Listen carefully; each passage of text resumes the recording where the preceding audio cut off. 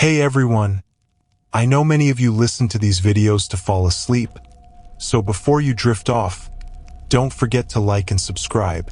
Also, let me know where you're tuning in from and what time you're listening. Now, let's get comfortable, let your mind wander, and dive into Eerie Tale. Ready? Let's begin. Story 1. With a flick of my wrist, I flipped the cigarette up and caught it in my mouth. It was a cheap trick that I had learned as a kid from watching Robert Mitchum or James Dean or one of those pseudo-badasses from film noir who always seemed to have a lit smoke dangling off of their lower lip. After 2 weeks of abstinence, I figured that just champing a fresh out-of-the-pack Marlboro Red without putting a lighter to it was satisfying enough in its own right and wouldn't merit such a great damn deal of concern from any of my supportive friends if one of them did manage to catch me with it. Not just yet, anyway. In fact, at that particular moment of the evening, the barrel of the .38 caliber that was digging its way into the back of my neck and the excited, pervert-sounding breath of the guy who was holding it there was starting to seem like a much bigger threat in the grand scheme of my personal priorities. Someone obviously wanted my attention, that was clear enough. But judging from the fact that my brains hadn't already taken a permanent sabbatical from my skull, there was always the chance that whatever was about to go down might not be the end of the world. Not just yet.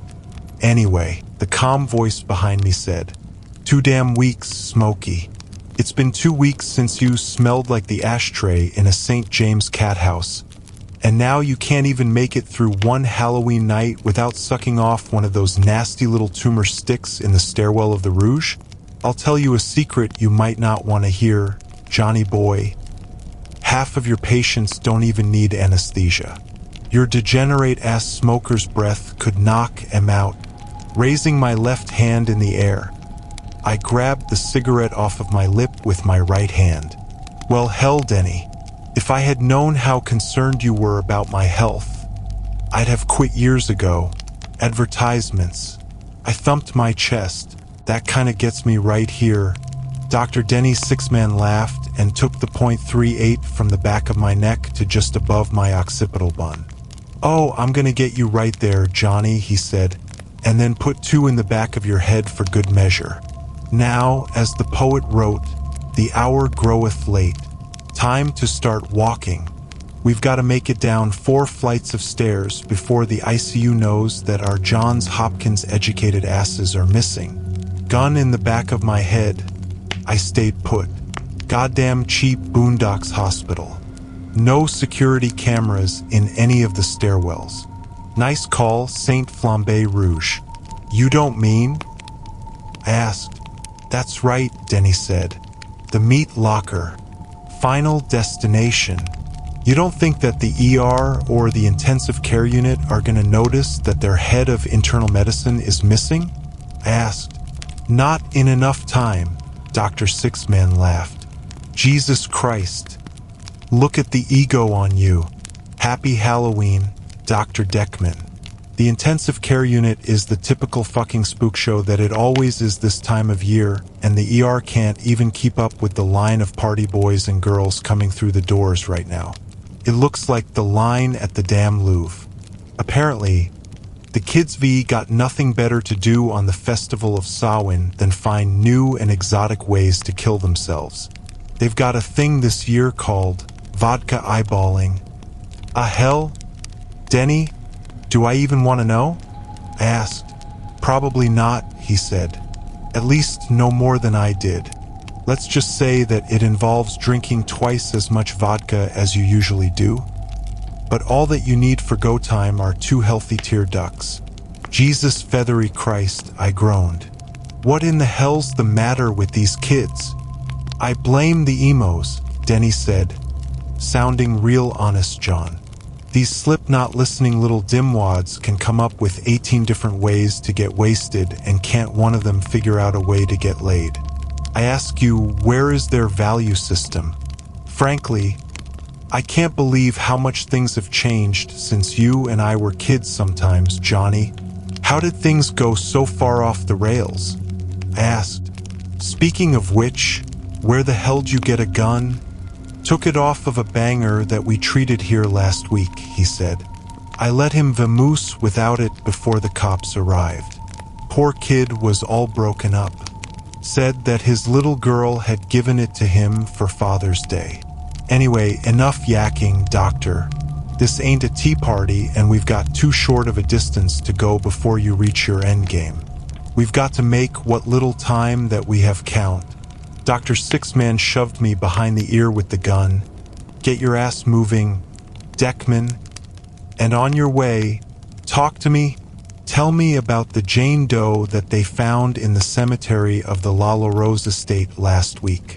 I opened the door to the next flight of stairs. 4 flights and counting.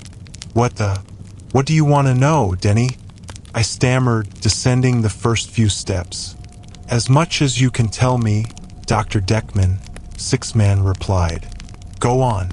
Jane Doe was found in the cemetery behind the La La Rose estate and brought to the emergency room of the Saint Flambe Rouge at just past midnight on Wednesday morning.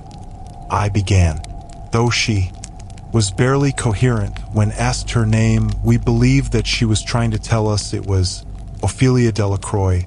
We've already run a statewide search on that moniker in all spellings, and so far, we've been coming up snake eyes on an Ophelia Delacroix fitting her description. We've expanded our search nationwide. Jane Doe is a white female, presumably of Cajun descent, approximately between 69 and 75 years of age. When she was found in the cemetery, she was beating her head and fists against the headstone of Gaston La La Rose, screaming that she had lost her notes. The police officer responding, a rookie by the name of Francis Delmarone, said that she had turned to him and said, quote, the great rusher of fools. The rusher of fools has my notes. My precious, only notes. This was right before she bit her tongue nearly in half. The patient was bleeding from both eyelids and missing the orbital in her right socket. The bruises and contusions on her head were consistent as evidence of her having given herself a concussion, and she was initially diagnosed as having such. It was her condition the following day, however, that began throwing everyone for a loop. Dr. Sixman froze where he was, and I stopped as well, turning to face him. What was her condition? He asked. You know damn well what her condition was, Denny, I said. She began to rot. There's no other way to say it. The blood pouring from her eyes progressively increased and darkened, and new sources began to flow from the beds of her fingernails.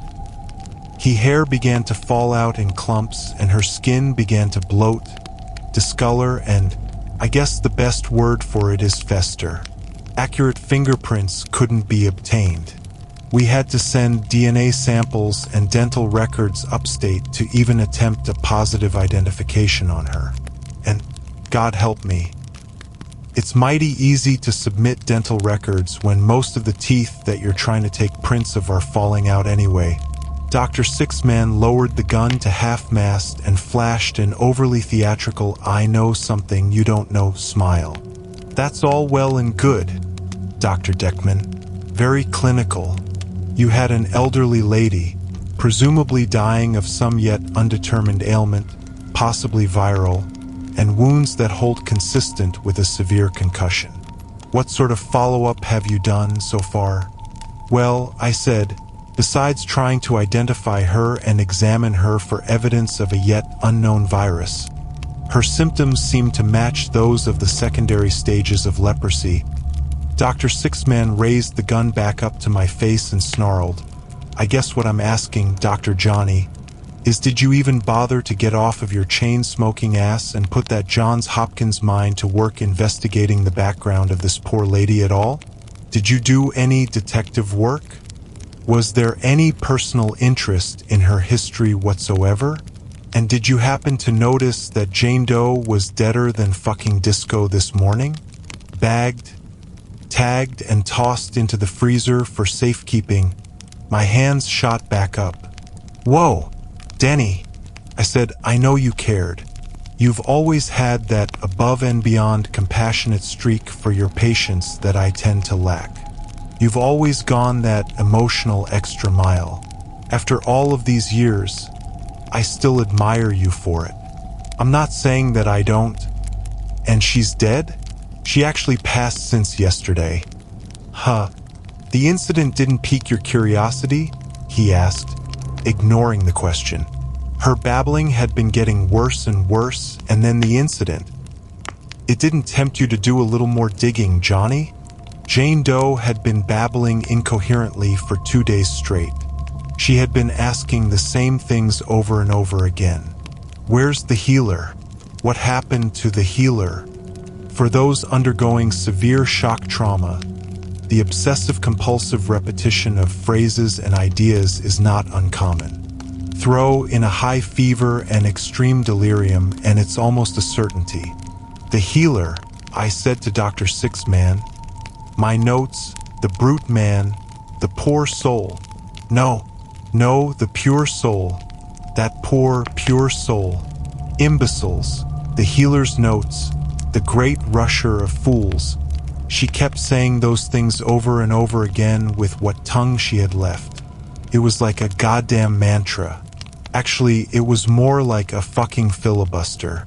Until Denny nodded at me, seeming to approve that my mind had gone where his line of questioning was supposed to have led me. The incident, Denny said. Tell me about the incident, Dr. Deckman, in which the patient performed a little elective surgery on herself. In a manner of speaking, for Christ's sake. Denny, you were there, I said. Why in the hell? He leveled the gun at my face. Maybe my little friend here is just curious. Tell me about the incident. Omit nothing. As if your life depended on it. We were all in the room, I began. I swallowed hard. You were there. Angela, Dr. Hodgins, myself. We'd given the patient an extremely mild sedative. Enough to put her ailments at bay and possibly get something intelligible out of her. Call her Ophelia, Dr. Six-Man snarled. What? I asked. He waved the .38 back and forth in my face. My little friend here loves first names. Unlike you, he's a bit of a softie and he likes to know who we're talking about on a personal level, Jonathan. Call her Ophelia. I continued. We asked Ophelia to tell us who she was talking about. Who were the imbeciles and the brute man and the pure soul? Jane Doe, Ophelia, just smiled and began blinking her remaining eye. When we asked her to tell us about the great rusher of fools, that's when the lid flew off of hell. You remember, for no apparent reason, she grabbed your left forearm and a handful of your jacket and began to shake you, screaming, "Put it back! Put it back! Goddamn you! Put it back!" In the midst of her violent episode, her tongue, already beginning to decompose in its oral socket, detached and fell out of her mouth. The gush of blood that followed was pure black, as if it was decomposed or at least highly oxidized. Dr. Six-Man smiled the sick grin of a sadist, getting his fix. What did Ophelia do then? He asked. I stared at Dr. Six-Man. She began to laugh, I said. Cackle, actually. Cackle like a person whose last shred of sanity had finally slipped away. Then she released you and turned to Dr. Hodgins, saying as clearly as anyone can without a tongue, "Guess I won't be needing this anymore." The cackling rose to a fever pitch and she proceeded to claw her own eye out. We tried getting her into restraints, but she had already dug through the cornea and was clinically blind by the time that she tapped out. Had you wondered why, of all places, they had found her in the cemetery of the La La Rose estate? Dr. Six-Man asked. I had been lost in my head, descended into the abyss of a bad dream that I had been made to relive. But that question, the randomness of it, snapped me back to the reality of the situation. I ain't taking another step, I told Denny. Excuse me, he asked. I said that unless you can force me to ride your ass piggyback at gunpoint, I ain't lifting a fucking foot. Denny, go ahead and paint the stairwell with my brains. Hell, they've been needing to redo these walls for a while. Now, Dr. Sixman put the barrel of the gun to my forehead and leaned into my face. Now, Dr. Deckman, he smiled. Why do I get the sneaking suspicion that you think that you're calling me on a bluff right now? That you think I might be pulling one of my usual All Hallows Eve pranks, and that I'm gonna break character any second and start laughing, and we're gonna be puffing that fucking cancer rod in your pocket in the pavilion in a few minutes? The fact is that I've been pretty patient with your smug, arrogant attitude up until now. But my little buddy here, he tipped the gun at me. Well, he's starting to lose his cool with your lack of respect. He really wants to give you a piece of his mind, Johnny. But the problem is that once you get him talking, he tends to start shooting his mouth off. Know what I'm saying? So, you just pick up that $300 loafer and carry your ass over to the next flight of stairs before I forget that we went to med school together and I lose that sweet, compassionate streak that you tend to accuse me of having. I turned and opened the door to the next stairwell. 3 flights and counting. I'll tell you what, Denny said with a laugh. How about I do a little bit of the talking for a while? We can pause when we get to the next landing.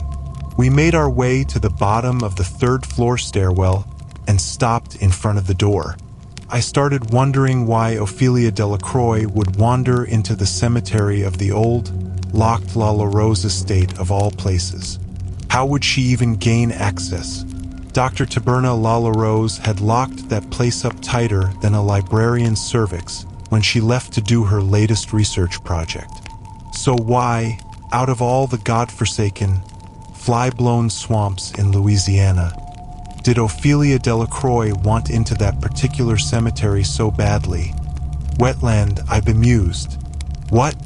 Dr. Sixman asked, clearly annoyed. We don't call them swamps anymore. Denny, I said, Louisiana has wetlands now.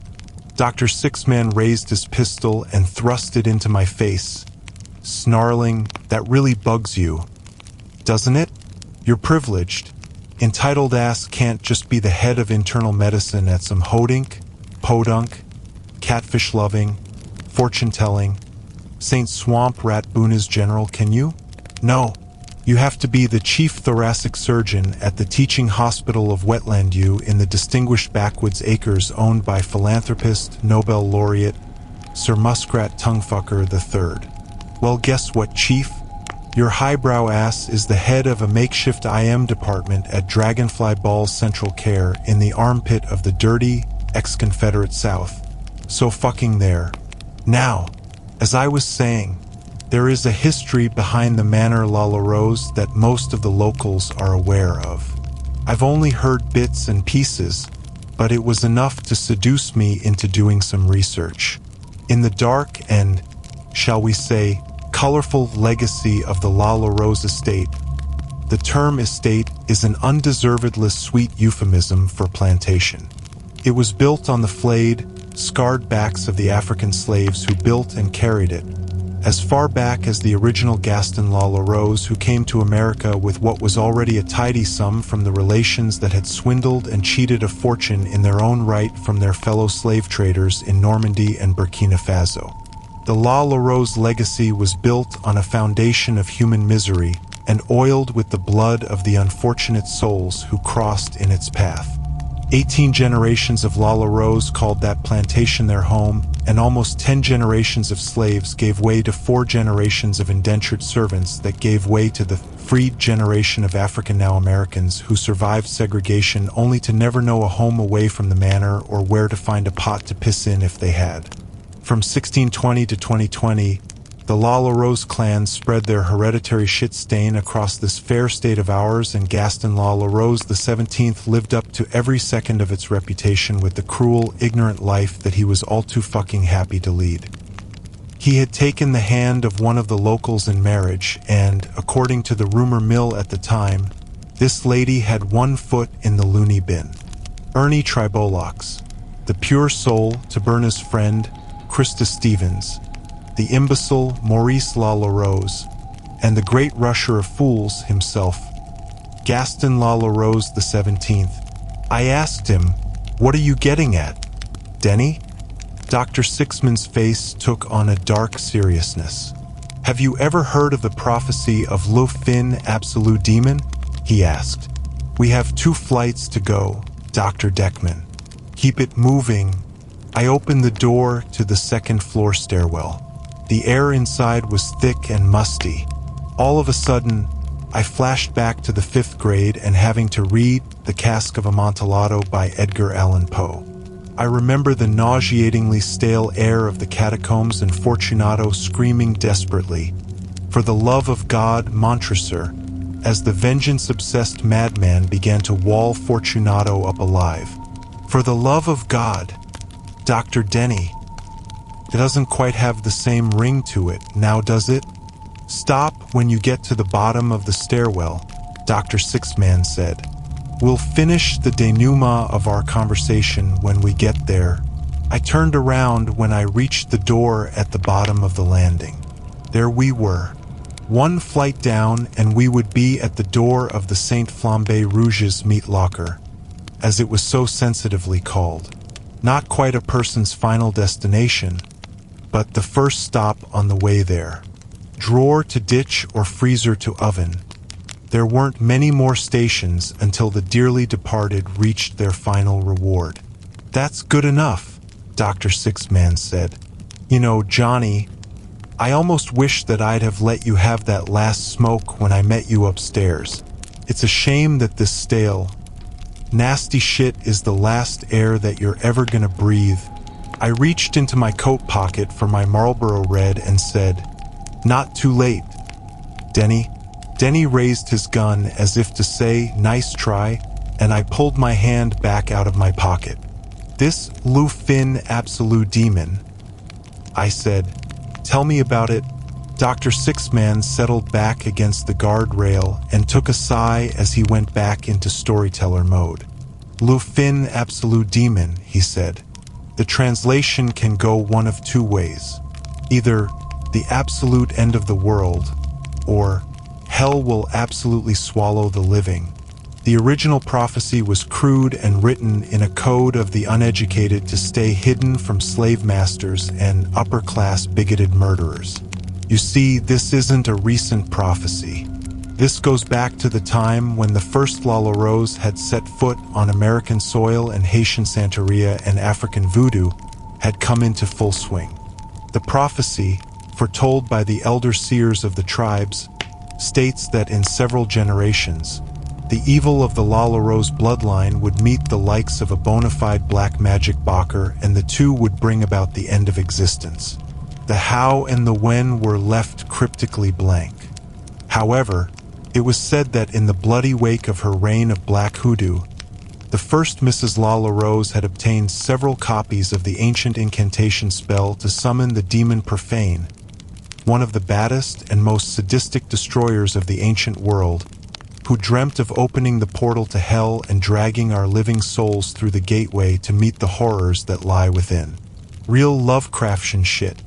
The incantation would require the remains of the 5 sacrifices: the child, born lame, the ogre, the eye of innocence, the Death Eater, and the one that hasn't changed a word, the great rusher of fools. That's when I started making connections.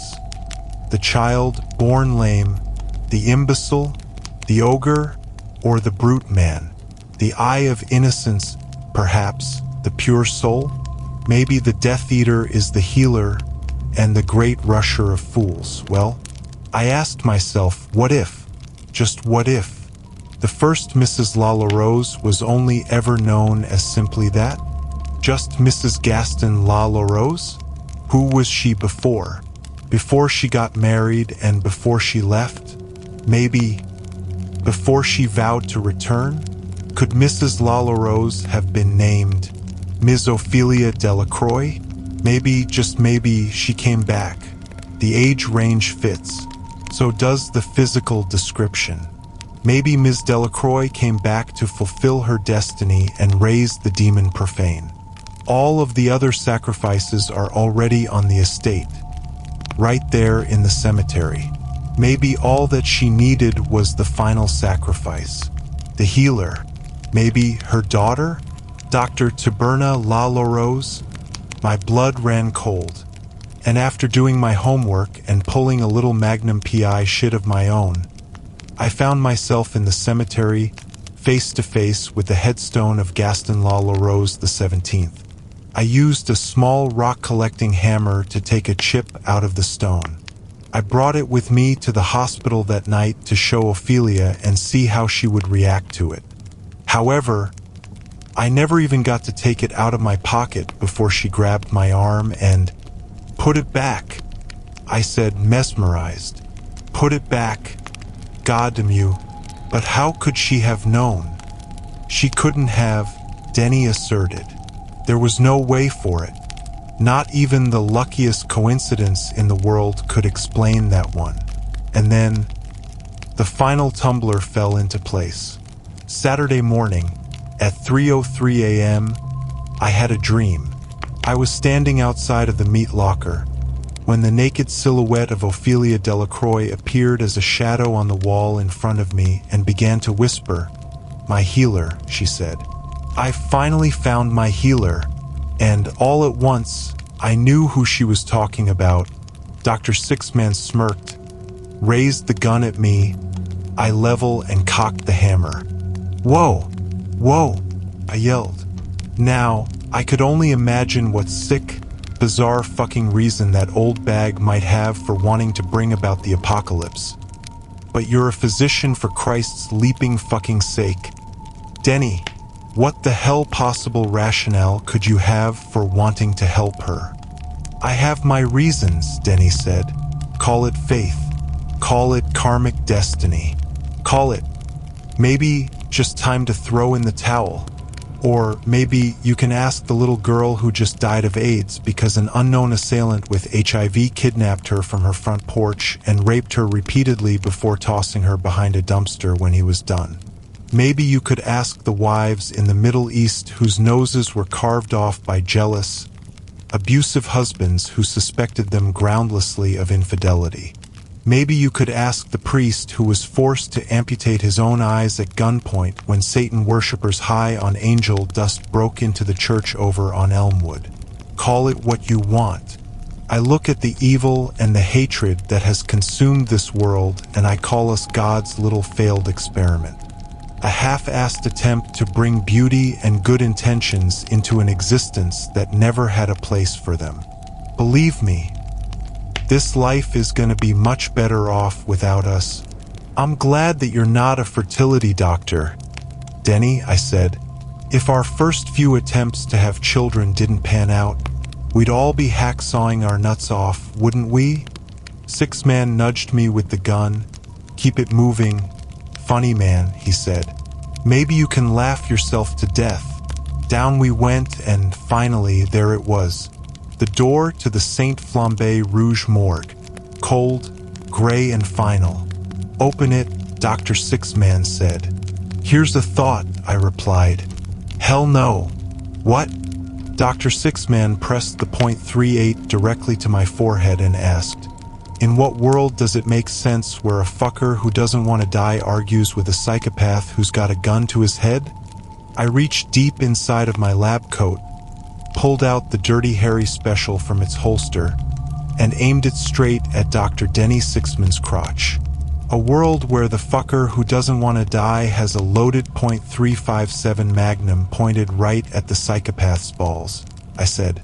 Jesus fucked a monkey, Dr. Sixman screamed. Deckman, hold fire. I've got a confession. Denny let the .38 go limp in his hand and tossed it to the ground. It was just a joke, he screamed.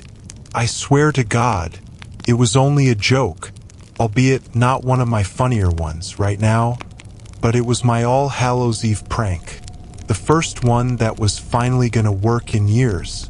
Angela was in on the whole thing. I said in a tell me another one asshole tone, and it was finally my turn to level a gun in his face. "Deckman," he cried. "My .38 wasn't even loaded." "Well, that's just bad planning, Dr. Sixman," I said, and cocked the hammer. Denny tried to compose himself and said, "The prophecy, the absolute end of the world? Hell, man, that's been around longer than before any of us were even kids. And the notes on the demon profane? That was just a lucky coincidence. Every year, Deckman, every year I try to prank you on Halloween, and every year you see through it. If there's an actual Bacher around here, it's you, you son of a bitch. I don't know how you do it."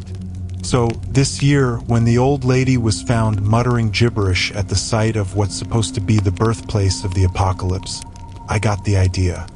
And her nonsensical ravings about the 5 players matching up with the 5 players of the summoning spell for the demon profane? It was so fucking perfect. How could I resist? She grabbed my coat and started screaming about putting it back, and no one knows what in the hell she was talking about. Probably she didn't either. Just some old lady in the worst delirium of her life spouting crazy shit. Dr. Sixman caught his breath and ran his hand through his hair as he struggled to collect himself. "Was this a good idea?" he asked. "Probably not. Was it in good taste? Gotta go with a hard no on that one.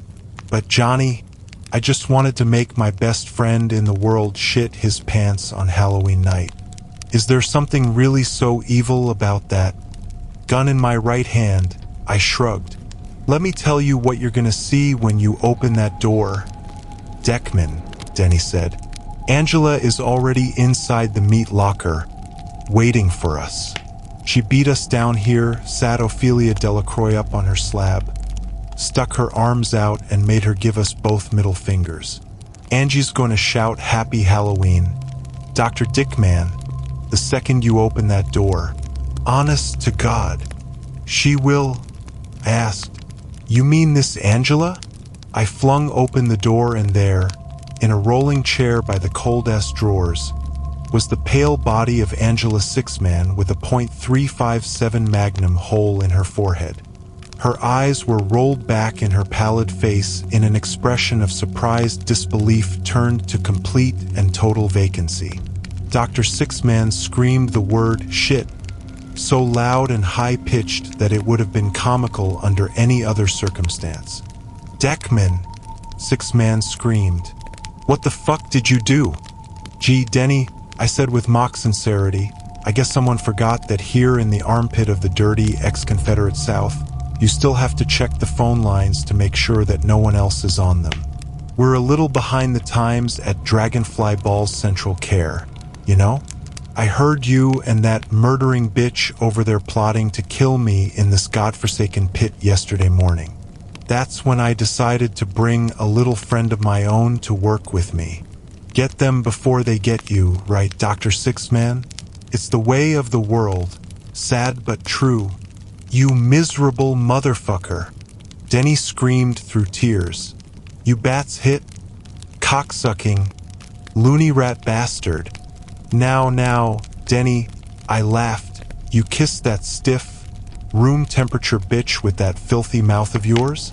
Go to Ophelia Delacroix's locker and pull it open it. Do it now." In that moment, Dr. Sixman seemed to snap back to reality. He made his way to Ophelia's drawer and pulled the cabinet door open. Her overpowering stench immediately filled the room. He stifled a gag in the crook of his elbow. Even after having been embalmed, Delacroix's sightless corpse had begun to discolor and putrefy. I felt a dry heave-hitch in my throat. "Johnny," Dr. Sixman began, "you've done a terrible thing. But this is as much my fault as it is yours. More, way more. You killed an innocent woman, but I will testify on a stack of Bibles that you were made to believe that it was in self-defense. You didn't create this situation. I put you there, and I'm not about to skate on this either. It's called the felony murder rule. I'm on the hook for about 30 years to life myself. I'll be right there with you and we'll fight this thing together. I just lost my beloved wife. Don't make me lose my best friend. Too. Well, ain't you just an angel right here on Earth? I asked and raised my magnum to his face. Get on top. He looked like he'd just been splashed in the face with a pail of ice water. Well, what? He stammered with glassy eyes. I laughed. Back when she was still breathing, I could swear that our Ms. Delacroix was sweet on you, Denny. Now I'm gonna do you a favor and help you rebound, I said, and motioned the pistol towards her limp body. So, get on top. You two are going to spend your last few hours together.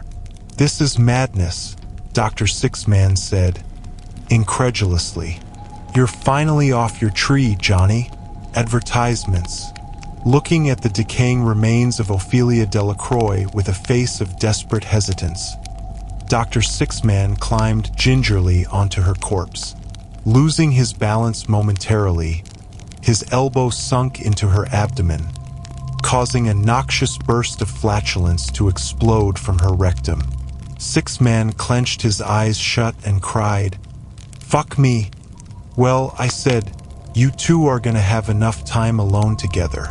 That may be a very real possibility.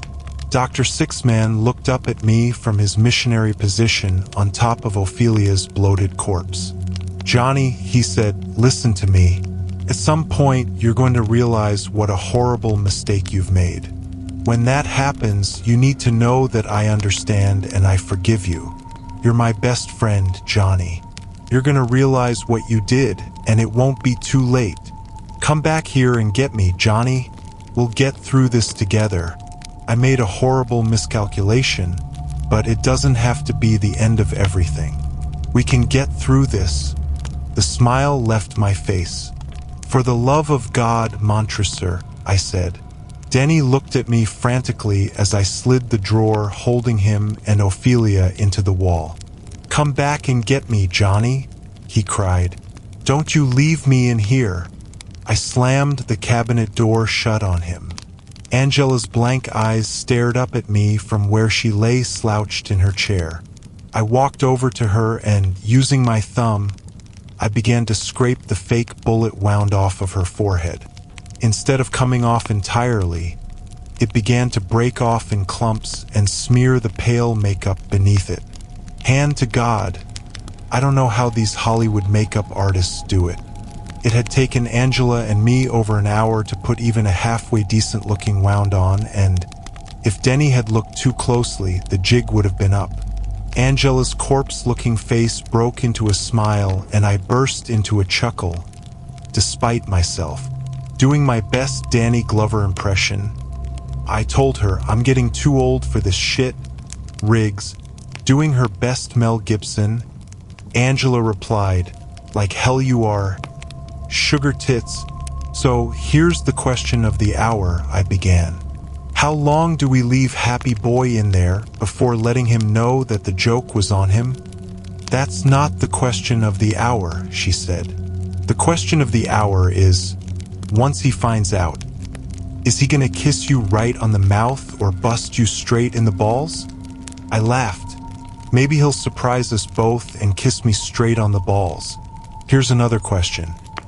Is he gonna have a sense of humor about you turning traitor and switching sides, or are you gonna be spending the better part of November at the Four Seasons after this?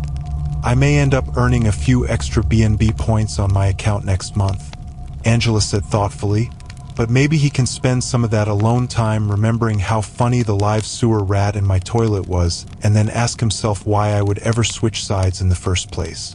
You wanna play? Then welcome to the fucking game. Besides, the man had to learn that you don't fuck. With the King of Halloween, we both said together and laughed. Tell you what, I said, popping the Marlboro Red back in my mouth. How about we have a smoke together and then let the poor horse's ass out? It was smelling none too pleasant in there when the drawer was open. I mean, a joke's a joke and all, but then there's just plain cruelty. Angela took the cigarette out of my mouth. 2 weeks, Johnny. Seriously? 2 whole weeks? You really want to F that up? Out of nowhere, my cell phone rang in my pocket.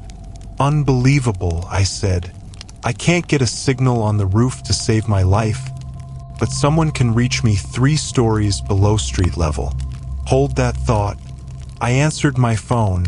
This is Dr. Deckman. Johnny, it's Ted. His voice sounded a little distant, but otherwise clear as a bell on my cell phone in the sub-basement.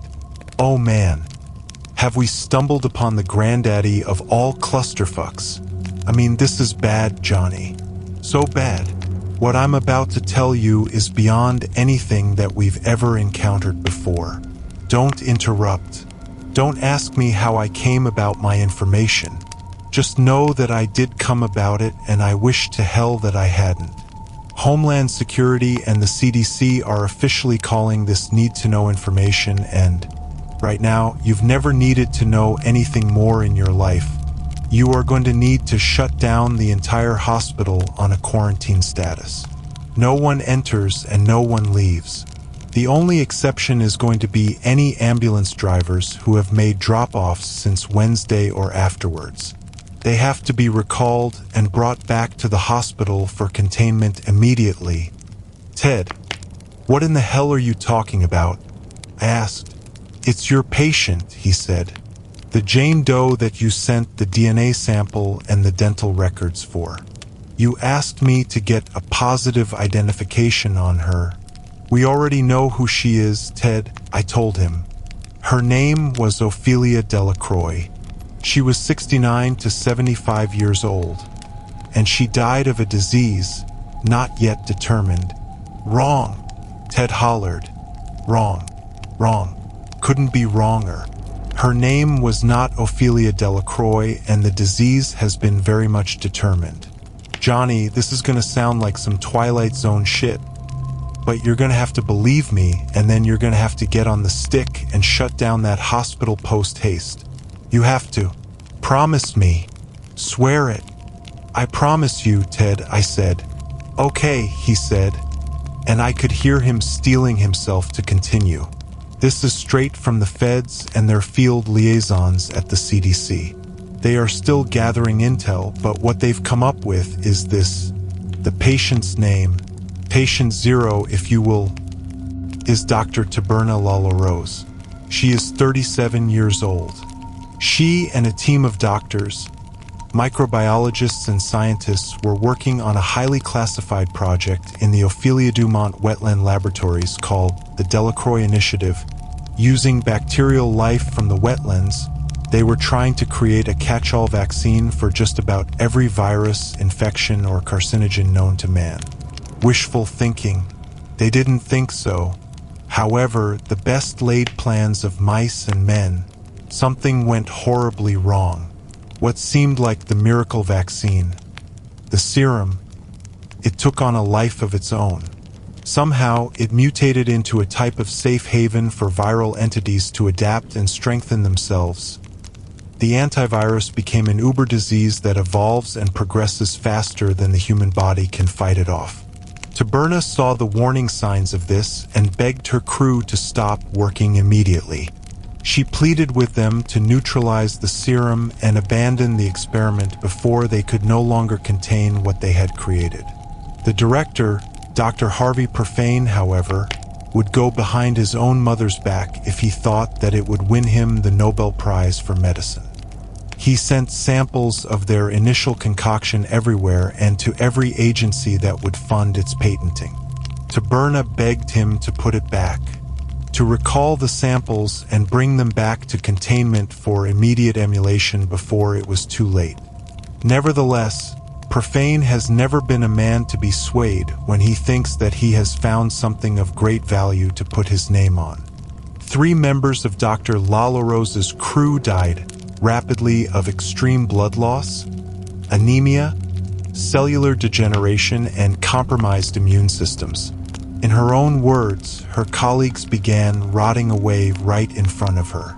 Dr. Lawrence Brutman, Dr. Ian Basile, and Dr. Brutman's daughter, Janie.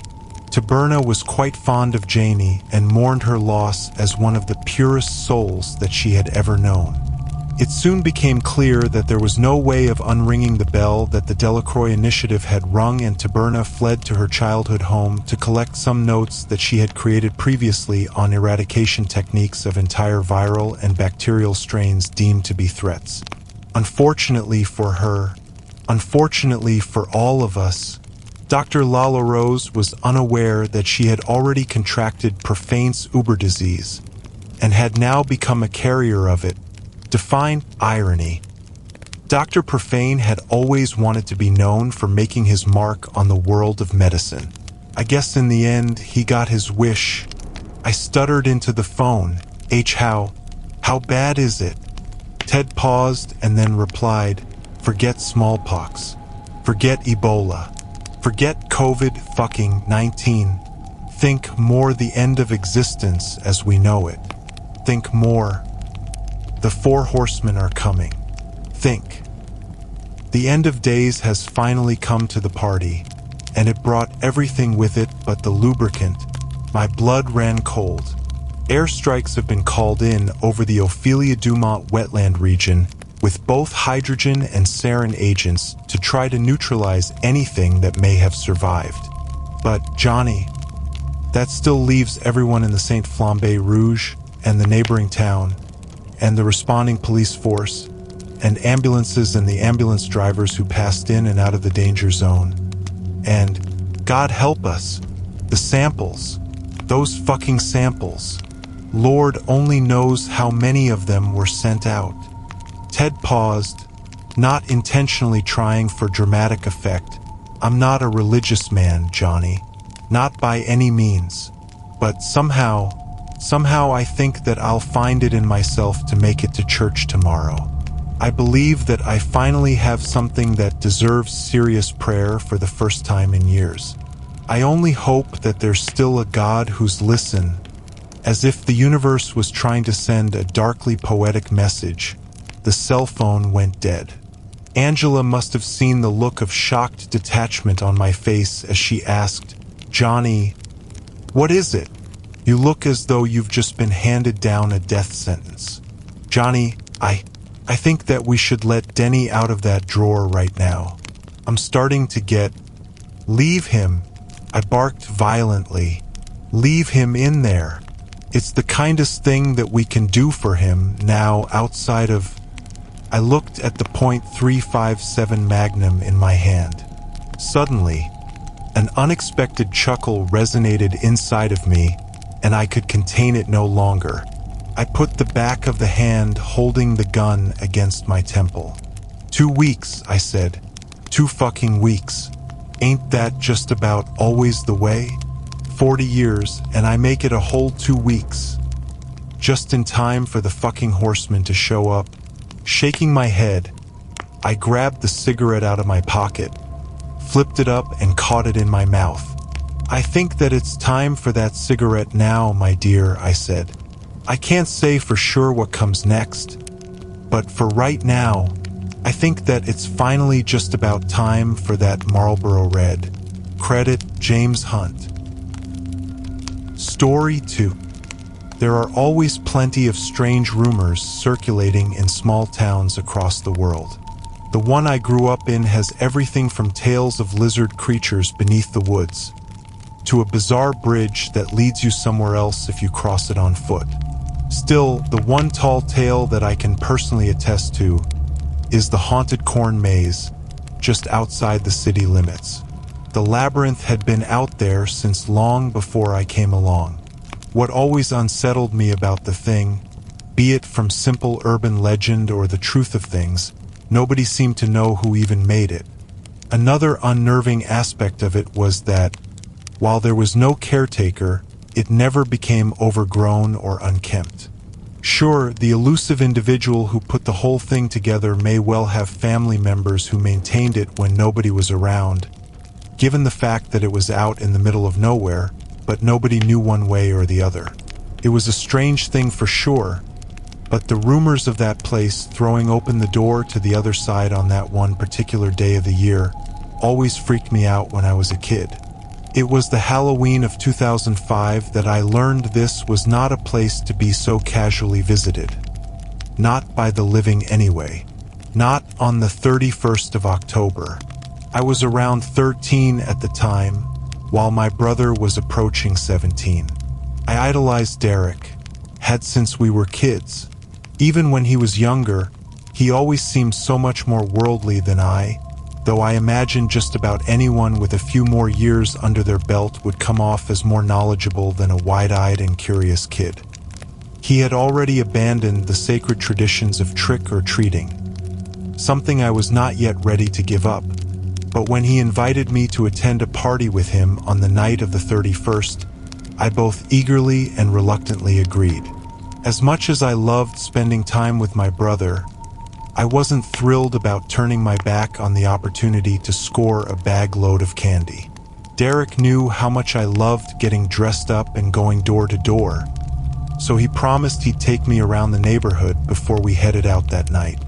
Being a costume party we were headed to, he decided to bring a bag himself when we joined the crowd of kids, playfully running from one house to the next.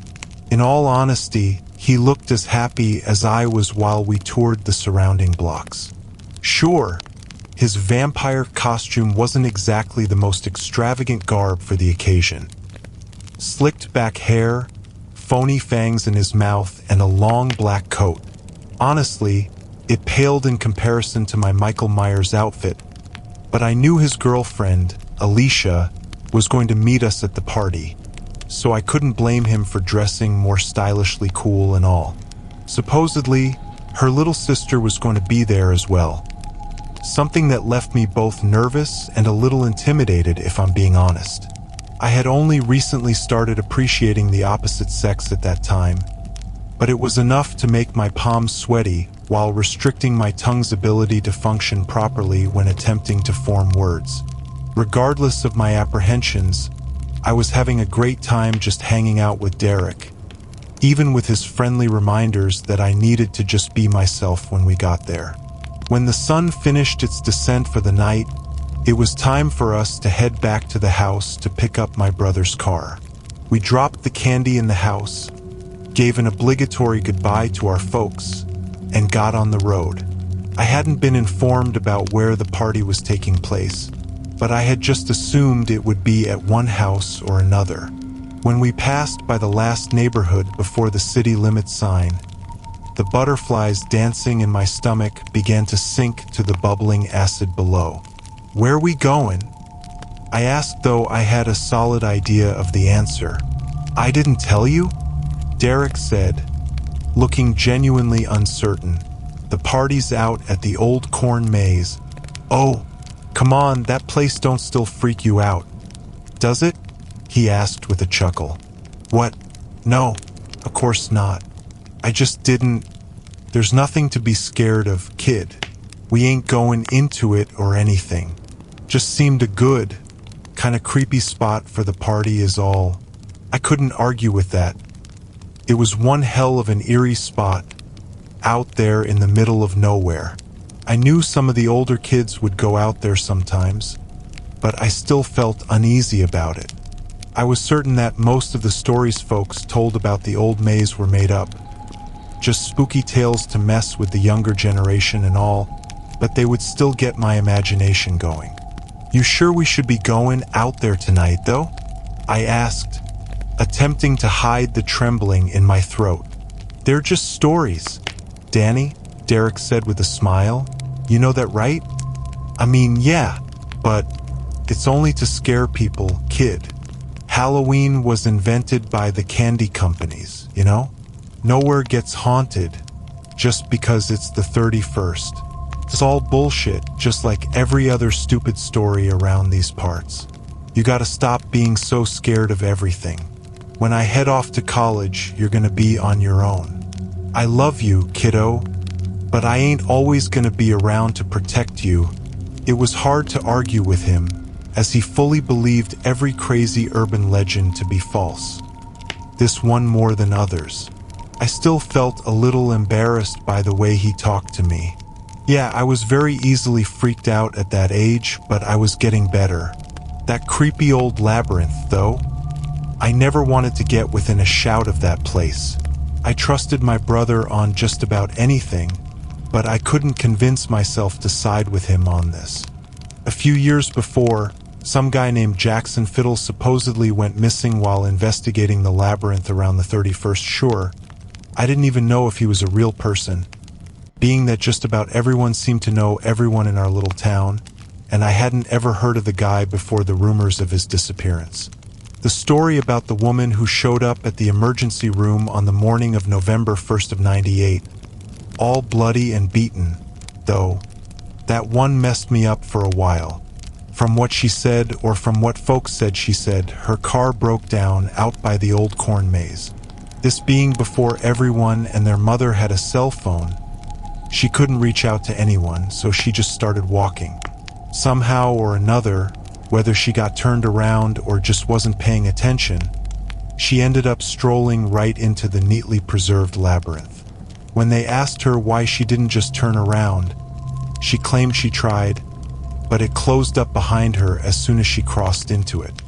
As far as what happened to her when she got lost in there, that varies from person to person. Some say that some local boys, up to no good, followed her inside after having sabotaged her car to break down. According to that version of things, they beat her and raped her, leaving her for dead in that damned place. After she crawled her way out of there, she managed to get back to town but was never the same since. Other, more exaggerated stories claim that she came up on some devil worshippers in there who tried to sacrifice her before she managed to make her escape. Some even say that she ran into anything from supernatural creatures, werewolves or wendigos and the like, to aliens looking to run some experiments on her. I think the alien one came around because the pathways through the maze aren't so much cut down, as the stalks are folded flat against the ground. Seems like it's sort of like how crop circles are arranged, where supposedly no man or machine could have bent them so perfectly and all that craziness. Oh yeah, a lot of tall tales came from that old place. I suppose my story is no different, or will be when I get done telling it. I imagine most will read these words with as much skepticism as Derek had back then. I can't blame any of you, of course. Truth be told, I still have a hard time believing it to this day. For the sake of picking up the pace, or in not dragging this out any longer than necessary, I won't waste time getting into much concerning the party itself. Yes, there was a veritable herd of teenagers out there when we arrived, each one dressed in everything from lazy to extravagant costumes. That alone set my mind more at ease when we got there. The fact that everyone there looked to be just having a good time, hidden behind one mask or another. We spent most of our time hanging out with Alicia and Sandra, her sister. She was a bit younger than me, but she was a really cool girl, also quite pretty in her gender-swapped Freddy costume. The fact that we were both dressed as 80s slashers made it easier for me to get over my nerves. We talked a lot about scary movies and the like, something we were both huge fans of. Everything was going great, even after I took it upon myself to sneak a beer from the table they had set up beside the keg. It would not be until later in life that I developed a taste for it. That first sip of whatever cheap brand the underage drinkers had gotten their hands on damn near flipped my stomach. Derek full-on slapped the red Solo cup out of my hand when he noticed it, looking at me with an expression of disappointment and anger before cracking up so hard he spilled his own drink across the grass. "Can't blame you for trying, kid," he said, wrapping his arm around my shoulder. When a couple of older-looking guys walked up, causing my brother to visibly tense up, our night went from a fun and relaxing time to something that still haunts my dreams to this day. "Got some balls showing up here, Russell," said the guy wearing the cheaply made Frankenstein costume, something quite fitting to his considerable bulk. The fact that he called my brother by our surname made me believe this wasn't just friendly badgering.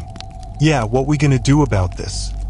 The other smaller and more slender guy, dressed as a mangy-looking werewolf, asked, cracking his knuckles. "Back off, Nate," Derek said, pushing himself in front of Alicia and me. "Everyone's just trying to have a good time. Guys, we can settle this another time." "Nah, Bud," Frankenstein said. "How about we settle up right now? Head back to the car." "Danny," my brother said, giving me a quick glance before turning his attention back to the duo before him. "I'll be there in—" His words were cut short when the werewolf pushed him, causing him to almost topple over his girlfriend. Most of the crowd stopped whatever they were doing, turning their attention to the fight that was likely to break out any minute. There were murmurs throughout the group as they gathered around us, forming a makeshift circle, something that assured me that things were about to get messy. "Not here," Derek said. "Not now. They're not a part of this." Sandra and Alicia were attempting to back away, while I was darting my eyes from my brother to the guys who had some score to settle. "Tell you what," the big guy said, placing his hand on his buddy's shoulder, as if commanding his guard dog to heel. "I got an easy resolution to everything if you guys got the balls. Dude, just drop it. Okay?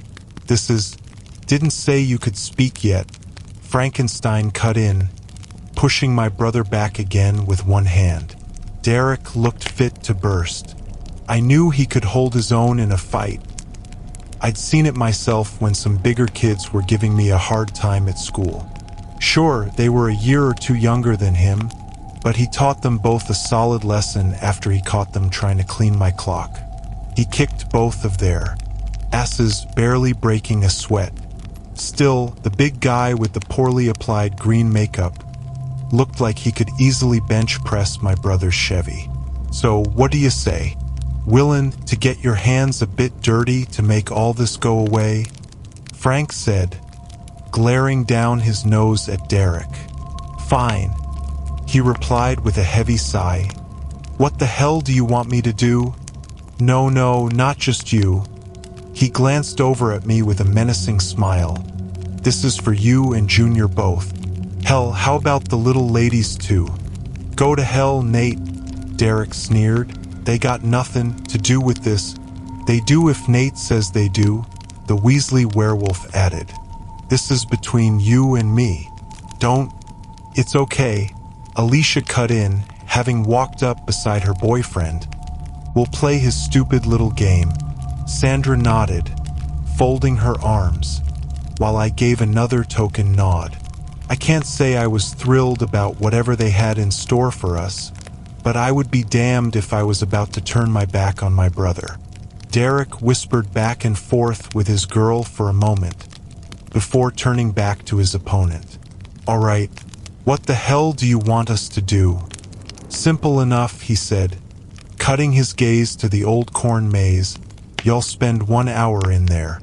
Just 1 whole hour to the second, and we're good."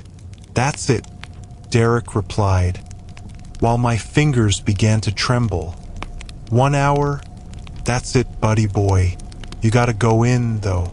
Don't just hang out in the entrance or nothing. Like walk around and shit.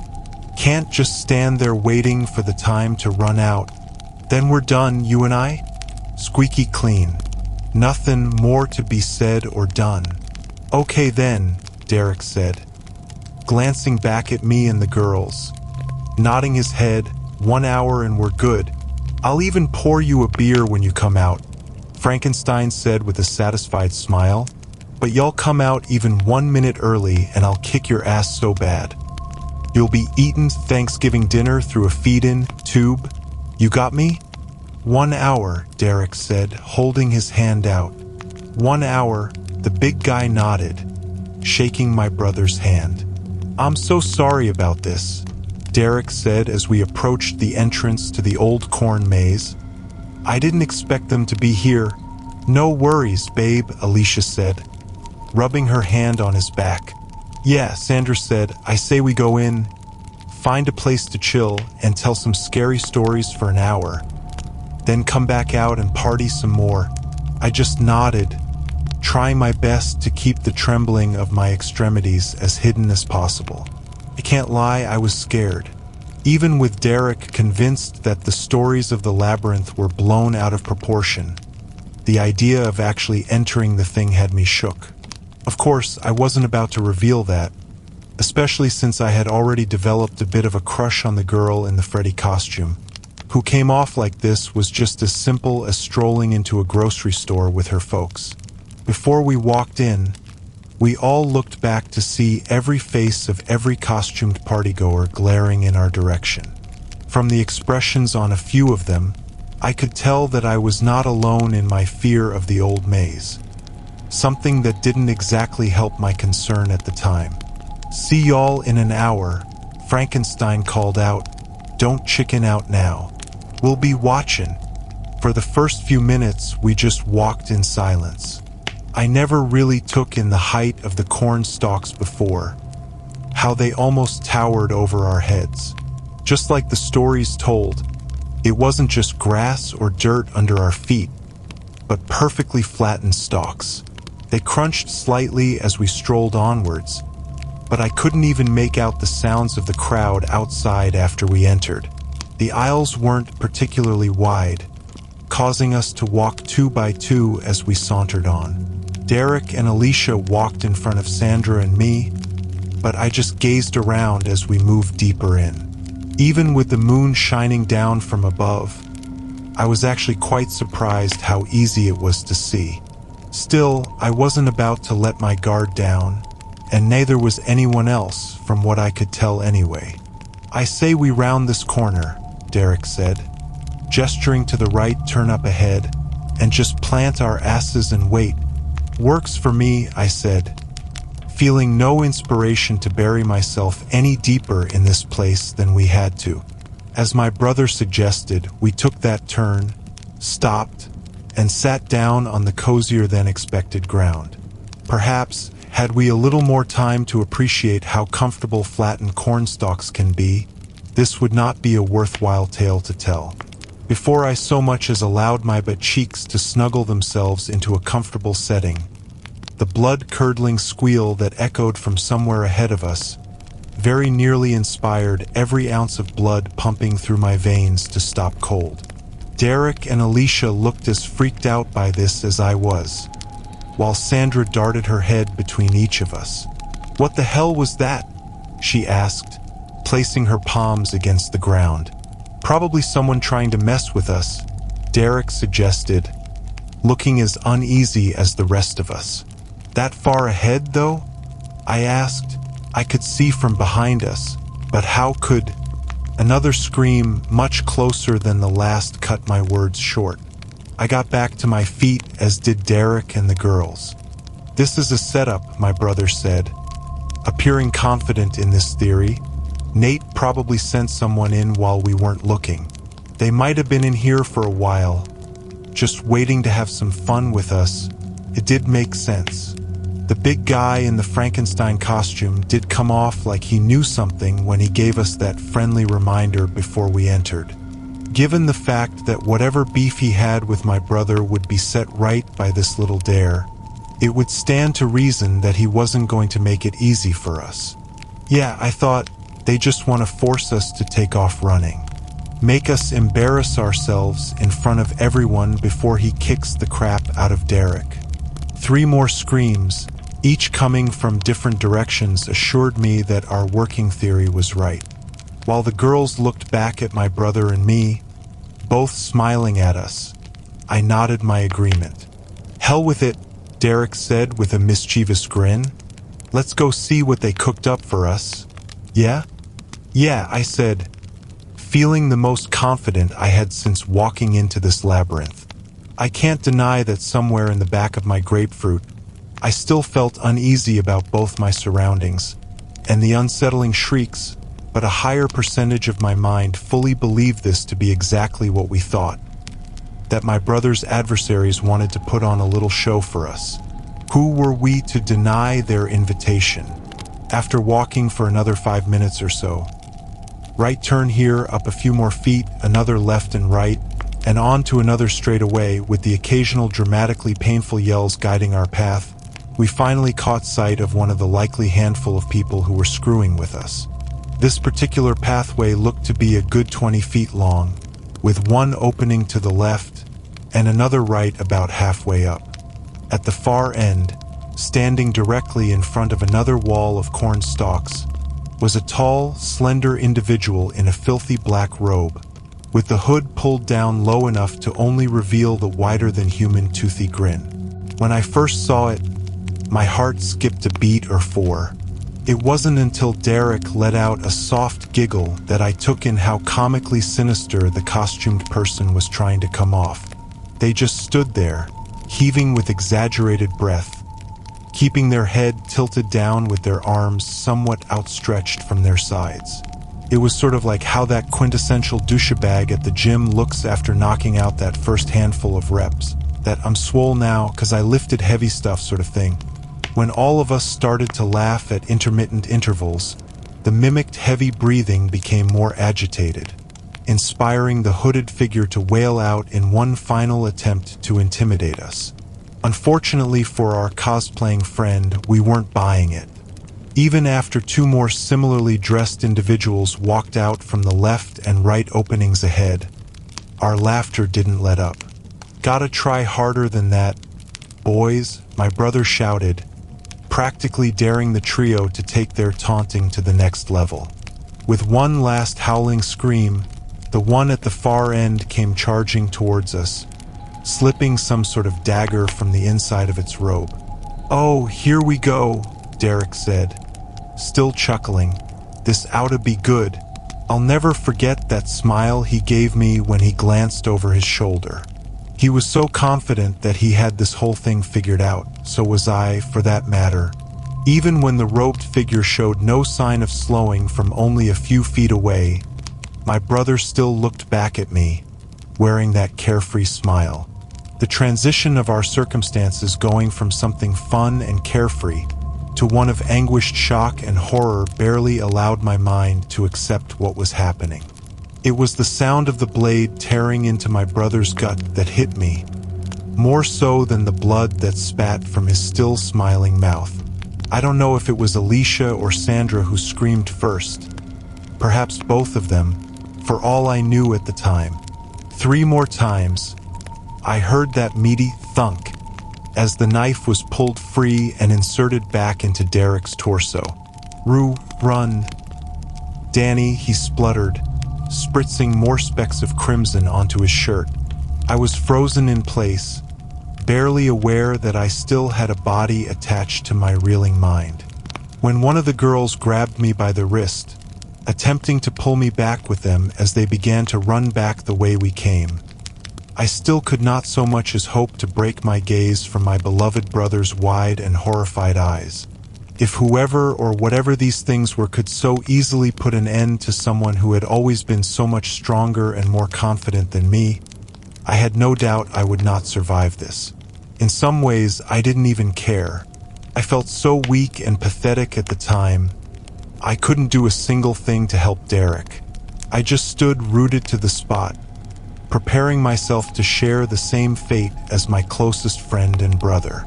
"Snap out of it," Alicia demanded, slapping me hard across the face. That exaggerated smile under the dusty back hood started back at me as the blade was pulled from Derek's stomach for the last time, dropping him to the ground. While his girlfriend still screamed at me, I was practically paralyzed by the sight of the blood dripping from the long, jagged blade, blending with the pool forming around where my brother lay, barely twitching. "Damn it, Daniel," she yelled again, slapping me even harder than before, finally inspiring my mind to collide with my body. I looked at her and back to the robed figure, who was wiping the dagger caked in my brother's blood across its chest. "We gotta run, kid. You with me?" I just nodded, something that was likely difficult to differentiate from my bodily spasms at the time. As the robed figure began to move in closer, stepping over Derek, I started to back away. As she, or whatever the hell it was lunged at me, it fell hard to the ground itself, as my brother clutched its ankle. "Go," he moaned. That was enough to finally inspire me to run. Alicia and her sister were already a good ways ahead of me, while I kept stealing glances over my shoulder. It was during one of those intervals when I turned back to what lay ahead of me, only to see no trace of anyone, that I skidded to a halt once more. "Alicia?" I called out, barely more than a whisper. "Sandra, where'd you go?" Nothing. I began to move steadily forwards in whatever direction we had been going before I lost sight of my companions. But when I heard the crunching of quickly paced footsteps coming from behind, I had no more time to waste. I took off, hoping to be out of sight before the robed figures caught up with me.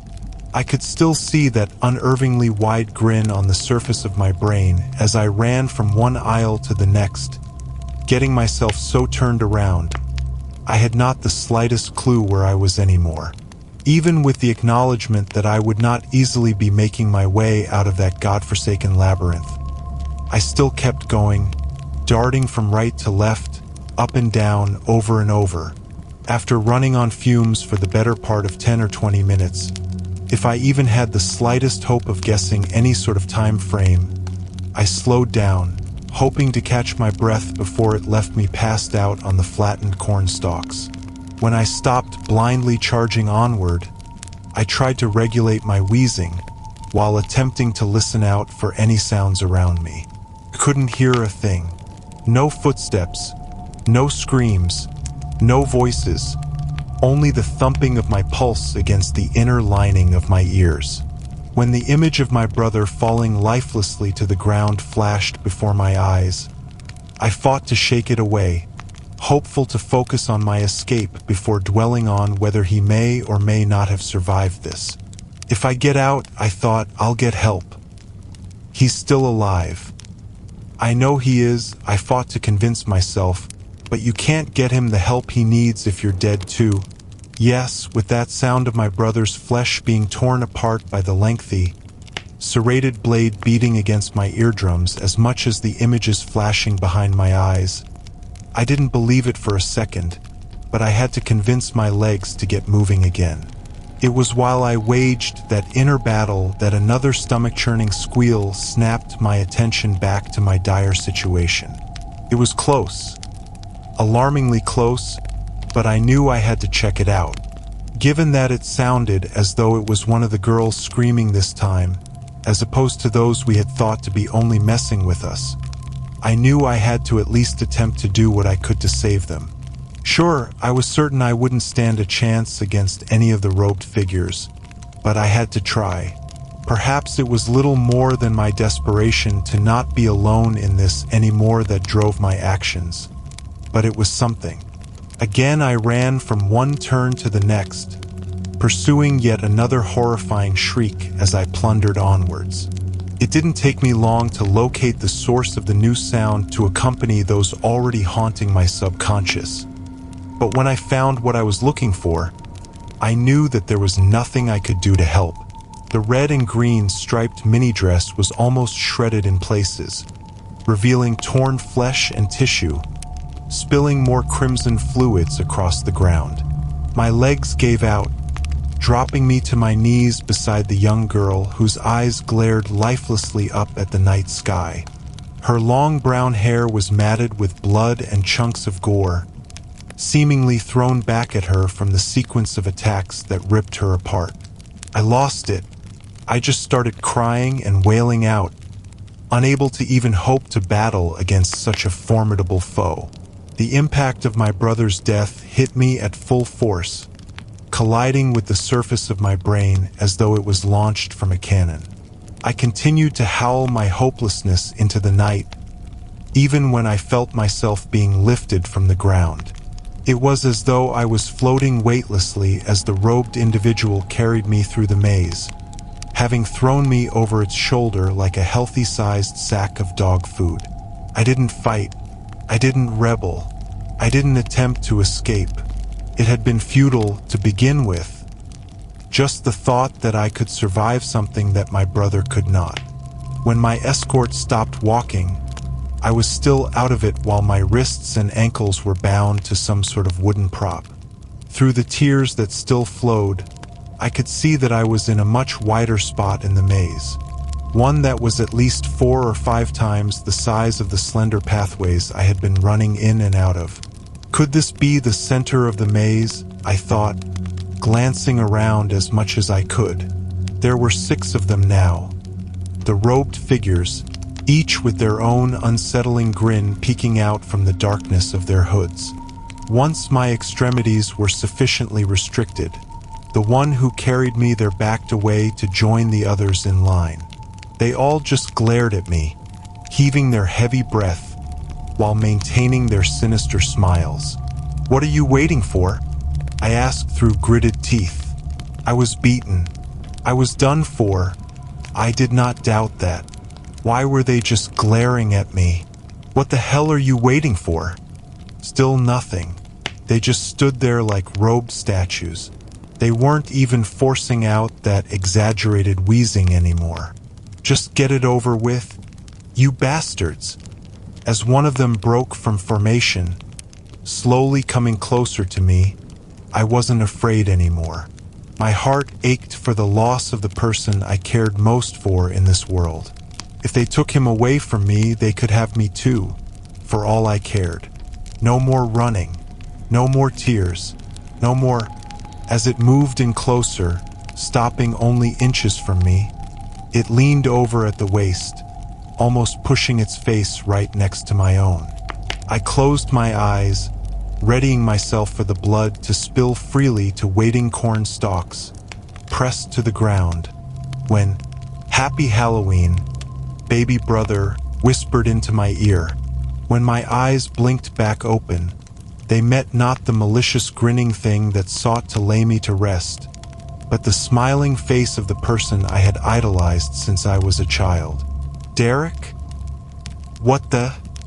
I could barely form anything close to a legible sentence as Alicia and Sandra lowered their hoods, pulling away the grinning masks, followed by the 2 guys who forced us in here, and another blonde guy I'd never seen before. They weren't laughing at me, only smiling warmly as though they thought this torment they had put me through to be a heartfelt gift of some kind. "You're alive? You're all?" I stuttered while the truth of things struck me like a serrated blade to the midsection. "Are you kidding me?" I belted, wrestling against the bindings holding me in place. "How could you? Why the hell would you?" "It's okay, kiddo," Derek said, still smiling, chuckling a little under his breath. "It was just a joke. I just wanted to give you one good scare for Halloween. One good scare." "I thought you were dead," I shouted, still pulling against the ropes around my limbs. "Whoa, Danny," my brother said, reaching out to hold my arms still. "You're gonna hurt yourself. Let me." "Don't touch me. Do you have any idea what you put me through?" I could tell that my brother's accomplices were growing steadily more uncomfortable as they stared on with varying, though equally uncomfortable expressions, but I didn't care. I felt betrayed by the actions of the one person I thought I could truly trust in this world. Not only for this ridiculous charade, but for leading me into this damned maze in the first place. "You know how I feel about this place," I said, lowering my voice. "You know it scares me." "Exactly," he said, resting his hand on my shoulder. "That's why I chose it, kid. I'm going off to college next year. I need to know you'll be all right without me here. It's time to face your fears and grow up some. Believe me, Danny, I'd never do anything like this if I didn't have a good reason." "Cut me down," I said, refusing to look him in the eye. He just stared back at me, or so it looked through my periphery. The smile faded from his face by the time I allowed my eyes to meet his again, but I was still angry, still betrayed. "Cut me down." With a heavy sigh, he reached into his robe, pulling out the pocket knife he had carried for the last few years. After the last rope was cut, I just stood there looking up at him, rubbing the raw flesh on my wrists from my riding against the coarse ropes. Danny, just get me out of here. You know your way out, right? You guys sure as hell got around well enough. Yeah, he said, lowering his head and looking defeated. This way. Come on, Danny, Sandra said, pulling off the heavy-looking robe to reveal the wounds that appeared so much more fabricated than they had through my fear-altered vision. We didn't mean... Leave me alone, I said, swatting away the hand she reached out. Think we went too hard on him? Frankenstein asked Derek as we passed by him. Maybe. I didn't think... Wait, my brother said, cutting his head from side to side. Where's the... It wasn't until then that I noticed the circular clearing no longer had any visible exits. Assuming this to be just another part of the night's festivities, I felt my face begin to flush once more. Seriously, guys? I said, turning to face the group of suddenly bewildered-looking teens. Enough already. Can we just... This isn't us. Daniel, Alicia said, looking thoroughly perplexed as she glanced from her sister to her boyfriend. Nate, is this you guys? Derek asked. Nah, I don't even... It's all planted in the ground, the blonde guy said, tugging at the stalks, 2 at a time. What? What the hell is this, Derek? A very uneasy-sounding Alicia asked, before screaming out again when something rolled across the ground towards us. She wrapped her arms around her sister, who had begun to whimper slightly, while the big guy in the Frankenstein costume muttered curses under his breath. When the pumpkin came to a halt, staring straight up with a fierce and mocking smile carved into its jack-o'-lantern face, everyone grew silent and still. I just glared down at the thing with my jaw unhinged, still battling to wrap my mind around everything that had occurred up until this point.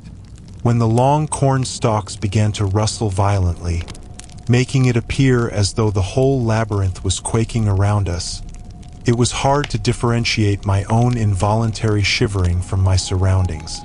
A low humming sound was barely audible above the trembling leaves, but it gave me the impression that something was drawing closer as it gradually escalated.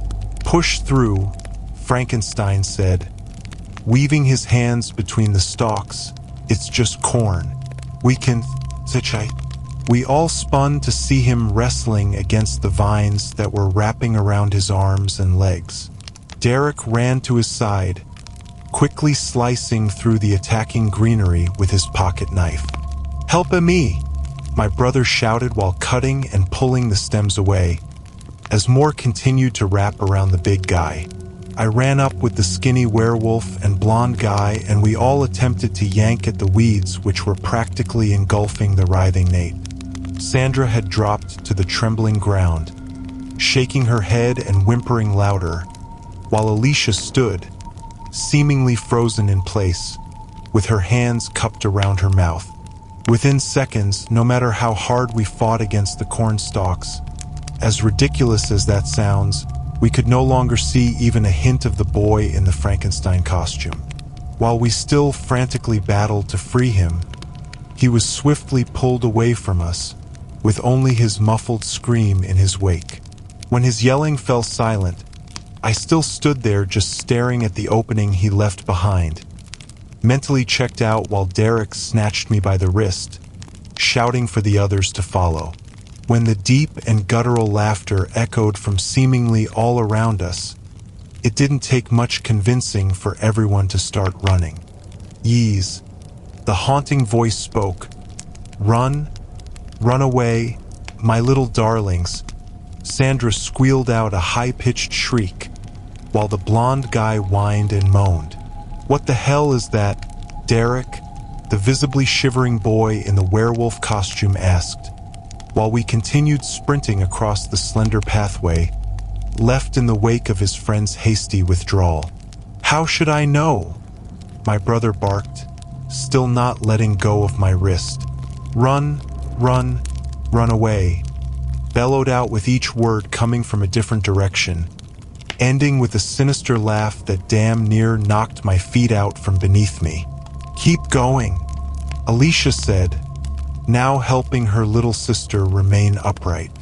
Almost as soon as the words left her mouth, our path became blocked as another wall of thick corn stalks burst from the ground. The blonde guy who had been running the fastest lost his footing as he skidded to a halt, falling with his back flat against the ground, stopping just short of the newly formed blockade. As the werewolf reached to help him back to his feet, the flattened stalks sprang to life, wrapping around him like tendrils. And oh, he screamed, "Help me!" His words were quickly muffled as the vines constricted, yanking him flatter to the floor of the labyrinth. Given the blood-curdling squeal that erupted from his mouth, I was unsure if he was being pulled into the ground to be buried beneath it, or if the snapping sounds that accompanied his horrified wails were his bones fragmenting as the stalks returned to their previous state. When the blood began to bubble and seep through the thin gaps, spitting and spraying against the still trembling greenery around us, I needed no further clarification on his fate. "Holy hell," the slender boy said, backing away while attempting to wipe the fresh blood stains from his furry shirt. "This way," Derek said, heading back the way we had come, gesturing to a left turn a few feet back. "Come on, Jordan, there's nothing we can do for him." The werewolf still glared down at the crimson pool where his friend once lay, shaking his head from side to side as he backed away from it. "Move, Jordan. We have to." My brother had no chance to finish urging his friend to run, before more of those vines shot from each side, instantly swallowing him whole. I stared on again with my lower lip quivering, as I could only make out the lone horrified eye peering out from within the tendrils of green. For a moment, it was as though everything fell silent around us, as we gazed upon where the maze had claimed another soul for its own. It wasn't until the vines retracted on each side, carrying with them whatever section of the boy in the werewolf costume they held, that each of our screams blended into one. Again, my brother snatched me by the arm, while his girlfriend did the same to her sister. By this point, I was only vaguely aware of anything, with my mind still reeling from the shock of everything. I knew I was running. I knew I was speeding alongside the person I trusted most in this world, but beyond that, everything was a blur. We sped right, straight for a bit, then left and right again, every move almost guided by what the labyrinth would allow. Pathways opened and closed around us, leading this way and that, while that guttural voice continued to mock our desperation. "Ah yes, this way, know that. Which will it be? What will you see? Shall you set yourselves free? How long will it take, do you think, to find me?" It laughed again, a loud and haunting belly laugh at our expense. I felt my senses begin to return, only to find us still charging onwards in search of an exit. I noticed that Derek was now carrying a hysterical Sandra, while Alicia held onto my wrist. I almost wanted to ask her to let go, as I found it difficult to move as freely with her clutching onto me. But it did make me feel ever so slightly safer like this, even if I did believe our escape attempt to be futile. We were in its domain, whatever the hell it was. It was toying with us. We ran the path it chose, not one of our own selection.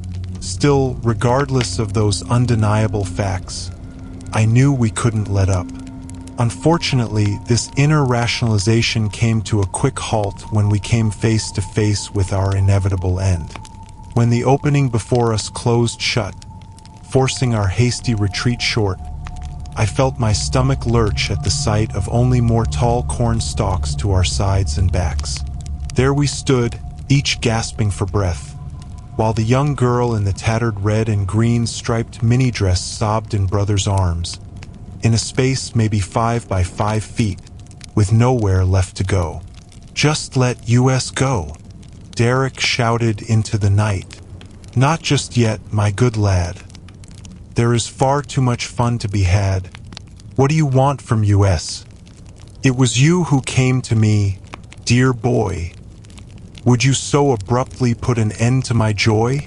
Please," Alicia begged, tears forming in her eyes. "Just let my sister go." "Take me," Derek said, glancing back at me. "Let the others go, and you can do whatever you want with me." "No," I barked. "Don't just give up. An interesting offer you have presented to me, but should that be enough to set your friends free? I have each of you now, to do with as I please, but you still beg for unwarranted release." "They're innocent," my brother said in a cracking voice. "This is all my fault. Please just—" When the stalks parted to our left, I once more felt my jaw drop. It looked as though it could very well be that same circular clearing we began running from, but it was not how we left it.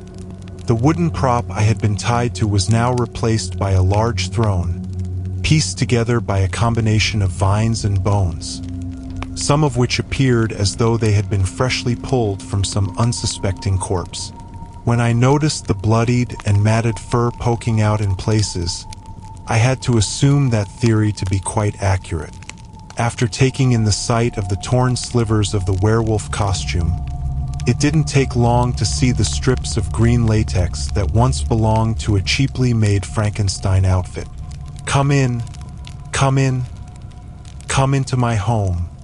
Do not leave me here to linger alone." It wasn't until it spoke again that I took note of what was sitting upon the gore-lined throne. That same pumpkin which had rolled into this very area now gazed down at me from a skeletal frame, composed of just as much greenery as the chair upon which it sat. The robe it wore looked to be one of those my would-be kidnappers left behind, though the elongated emerald bones of the arms and legs protruded considerably more than its previous owner. "Welcome, welcome, my travelers. For now, what exactly possessed you to come through my door?" We all stood in a row, glaring up at this abomination before us. With every word it spoke, the carved expression on its face adjusted to fit. "It was my fault, my decision to come into your maze," my brother said with confidence in his words. "Is that true?" the pumpkin asked. "Was this all because of you?" "Why, yes. So, please don't punish them. Just take—" "No more words," the creature said, holding a leafy finger to its mouth. The fact that not only had its voice deepened even more, but a rhyme did not follow this lone sentence, made me fear our time was at an end. "You do not belong here," it screamed, spitting pumpkin guts and seeds to the ground. "How would you feel if someone just let themselves into your home? Would you let them leave unscathed?"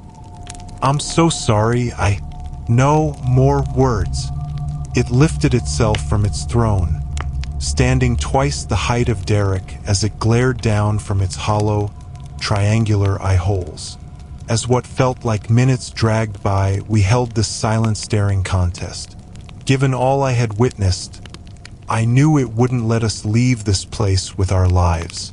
When the apparent lord of this maddening place finally broke the suffocating silence, I would find my assumptions proven wrong once more. 3 lost, 3 may yet be free. Which one of you will stay here with me? Before I had the slightest chance to intervene, Derek stepped forward. As the creature slipped off the robe, revealing more of its hauntingly thin frame, my brother looked back at me with a smile, tears dripping down his face. "I love you, kiddo," were his last words before the filthy black fabric was thrown over my head, hiding whatever happened next from my eyes. When I pulled the robe away to see only the outside of the old corn maze before me, I fell to the ground, unable to prevent the scream from breaching my lips.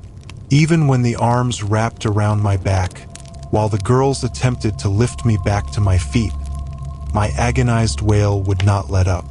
In the weeks following the disappearance of my brother and his friends, the authorities searched every square inch of that labyrinth, as well as the woods surrounding it, but nothing was ever turned up. They even plowed the whole thing down before digging in search of anything that remained of its victims. Ultimately, they couldn't find so much as a trace of anyone it claimed for its own. But there was nothing left of the old corn maze by the time the work was done. I can't say that it surprised me when it turned back up by the next Halloween, though. I couldn't help but wonder whether it grew back the natural way, or just sprouted out of the ground overnight. Given that I didn't return to that awful place until the following October 31st, I have no idea how it returned, but I knew it would be there. Didn't doubt it for a second. I didn't go trick-or-treating that year or any other after that last time. Sure, I let my folks think I did, but I had made arrangements for the ride back out there long before that night. I just had to see it for myself. You know? Just face off against that damn thing and beg for it to give back what it took from me. Before I could enter, though, the pathway was blocked to me.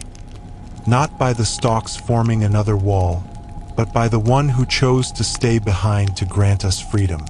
In many ways, I wasn't surprised to see him either, even if the hope of pulling him free from that place were short-lived.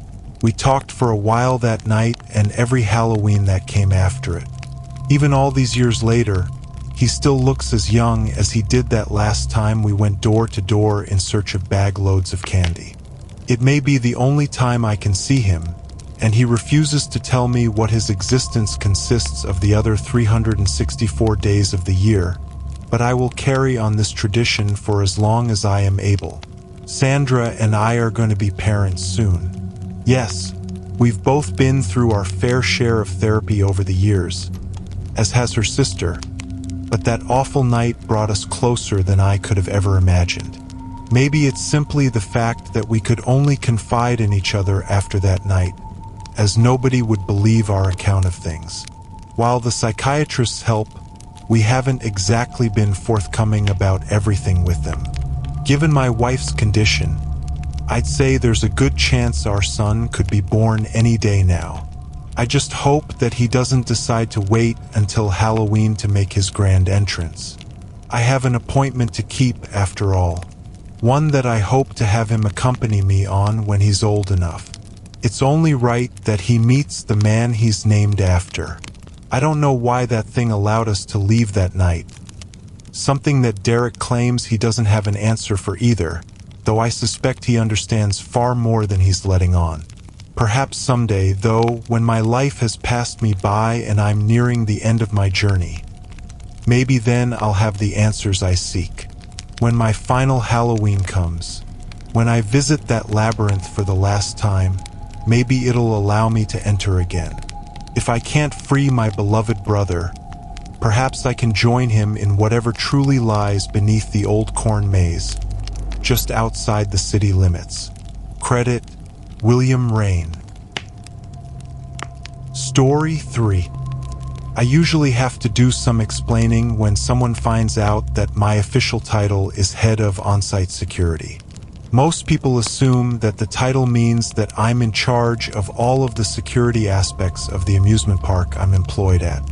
That isn't actually the case. The security department is divided into 2 divisions. The division that I'm the head of on-site security is the one that is out in the park handling issues that come up, which the majority of the time are caused by the park guests. My team takes care of things such as personal belongings being stolen, breaking up arguments and fights, and removing drunk people from the park. The other division, Operations Security, handles the security issues that are more business-related. Verification of the validity of park passes, loss prevention in the stores and restaurants, monitoring employee activities, those sorts of things. There's surprisingly little overlap between the duties of the 2 sides of the department. The big exception to this is during the annual Halloween events that are held in the park, specifically those that take place after sundown. This is by far the most difficult time of the year for security, and it requires both divisions to be temporarily combined into one to make sure that there's enough coverage and manpower for the issues that inevitably occur. There's a tricky balance between allowing guests to have a good time during the more adult-oriented event and making sure that both they and the park itself are safe while they do so. Before I go any further, I should mention that I'm bound by a large number of non-disclosure agreements. Breaking those would inevitably lead to a number of lawsuits and possibly criminal prosecution, and I have a family to think about. Because of this, I can't give the name of the amusement park that I work for or mention any real names. There should be enough here to connect the dots, however. What I can say is that while it's a smaller park than, say, the various Disney and Universal parks, it is large enough that it attracts a high number of visitors each year during the summer season. That number goes down sharply once school starts in the fall. Due to this decline, the park shifts to only being open on Fridays, Saturdays, and Sundays until it shuts down completely for the winter beginning the first week of November. Starting in September, the park is given a Halloween-themed makeover. That makeover is kept family-friendly during the daylight operating hours. The various cartoon mascots that wander the park wear costumes, tents are set up that children can trick or treat at, and decorations cover pretty much everything. While the water rides are already closed for the season, the water inside of them is temporarily dyed orange or green. A maze made of hay bales is constructed near the park's side entrance. It really is a good time for both children and their parents. Just before sundown, the park is closed for an hour. Crews work during this time to remove or modify many of the decorations to make the park look and feel much more sinister. A small army of actors arrive dressed in macabre costumes. New haunted house attractions are prepped for visitors, and menus at the various restaurants and food stops are changed to include less food and far more alcoholic options. This is the park's annual Nights of Fear promotion. Again, not the actual name, but close enough for you to connect the dots. Open to anyone 18 or old, it's a huge moneymaker that is also a huge pain in the ass for security.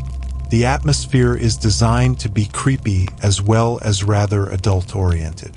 The actors that are hired for the season roam the park in designated areas called scare zones, where they jump out at unsuspecting guests and try to look threatening instead of ridiculous.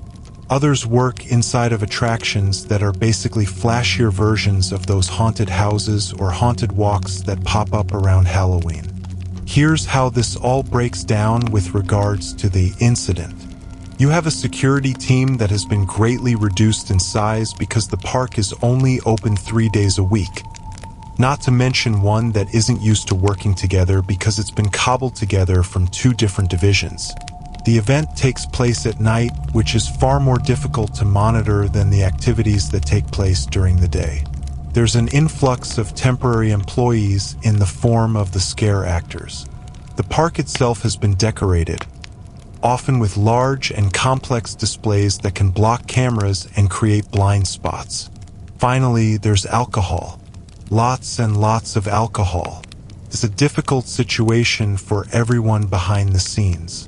The security staff is stretched thin, and there are inevitably incidents every single night, many of which we don't find out about until the next day.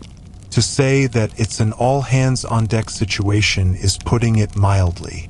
9 days ago, we had just passed the 11 o'clock mark during one such night.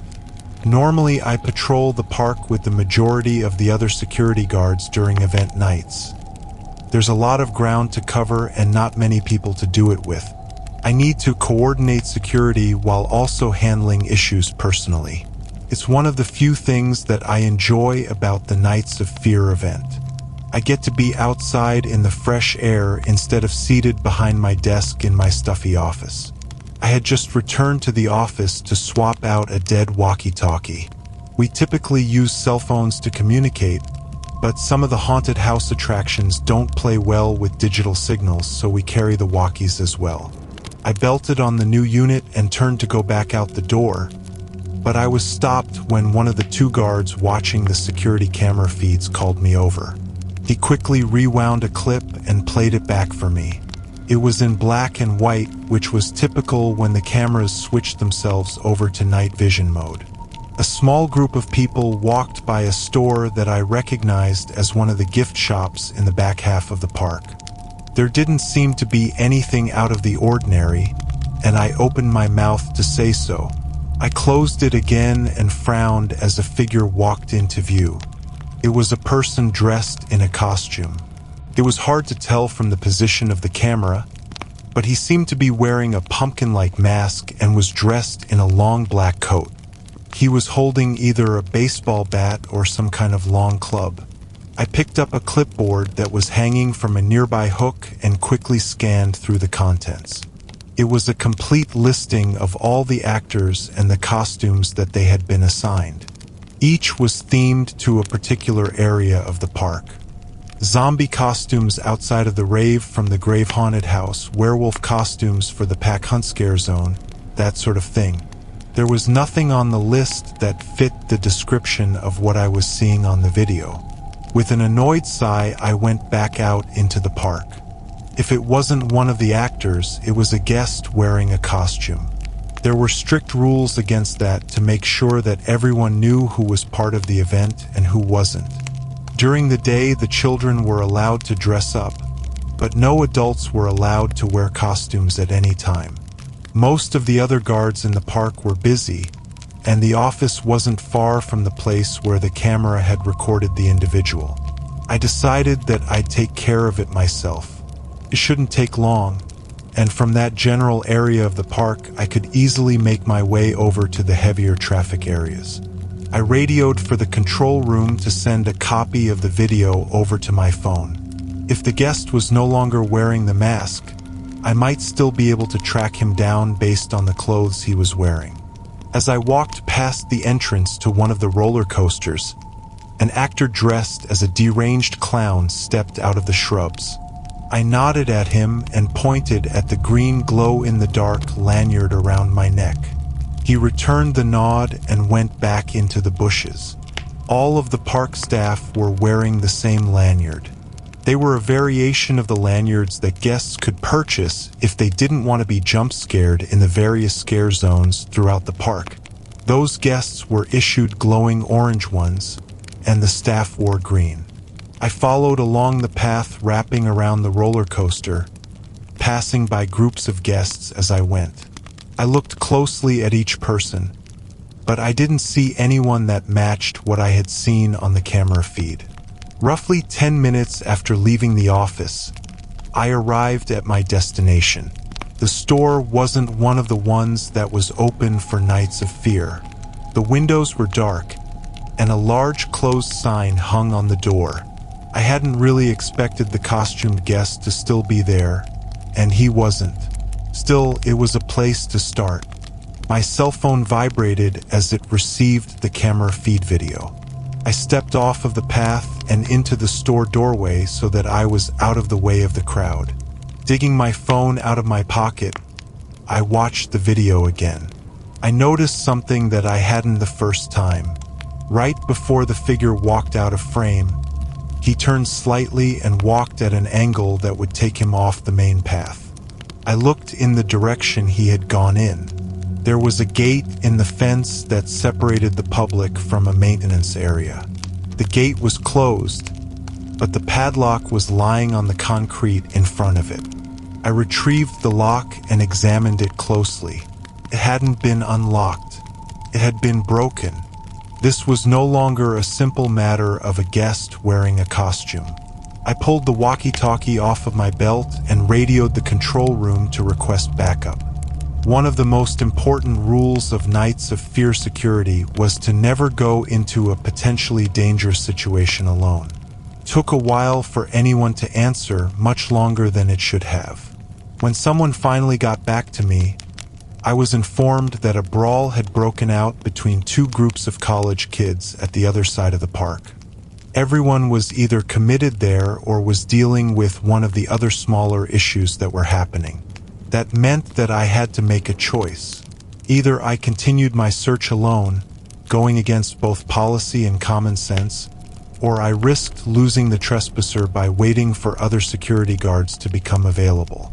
Under normal circumstances, I would have gladly opted for the latter instead of the former. The problem was that this wasn't a normal circumstance. The maintenance area that had been broken into went directly under one of the roller coasters.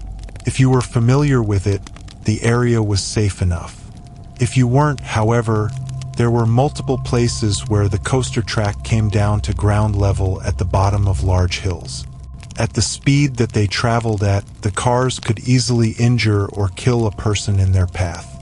There was a very good reason that maintenance areas like this one were only to be used when the ride was shut down. Even if the trespasser was able to avoid being struck by the ride, what if he somehow caused damage to the track or obstructed it in some way? That would endanger the riders. I considered things for a moment before swearing in frustration and radioing the office to have the roller coaster temporarily stopped. I would have to go in, sweep the area to make sure that no one was still in there, and lock it back down. There was a time limit as well. A lot of inebriated people would be waiting in line, and for the sake of the park employees operating the ride, it was best to make sure they weren't waiting too long. I waited for a few minutes before I got confirmation from the office that the ride was stopped and that all cars were off the track. At the same time, I watched as the green lights above the roller coaster station turned red.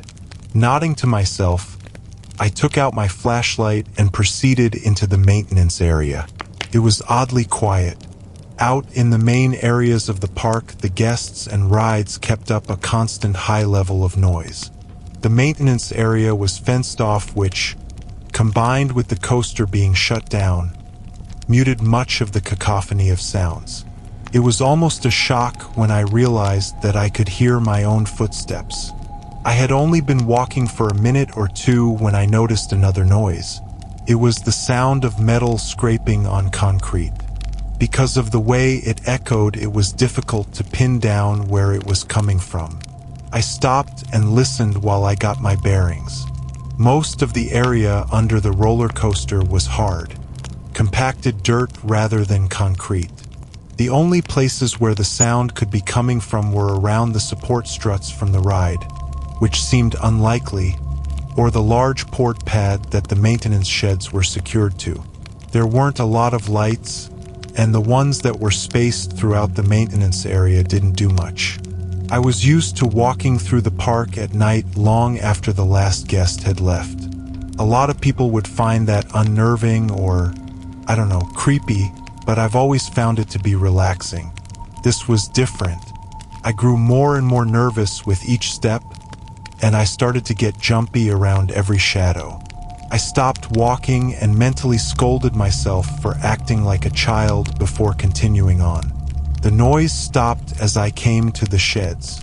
It was replaced by a new sound, a low and almost inaudible whimpering. I hurried forward. Clearly someone was hurt. I came to a 6-foot wide gap between two of the sheds and abruptly halted. I couldn't tell what I was looking at.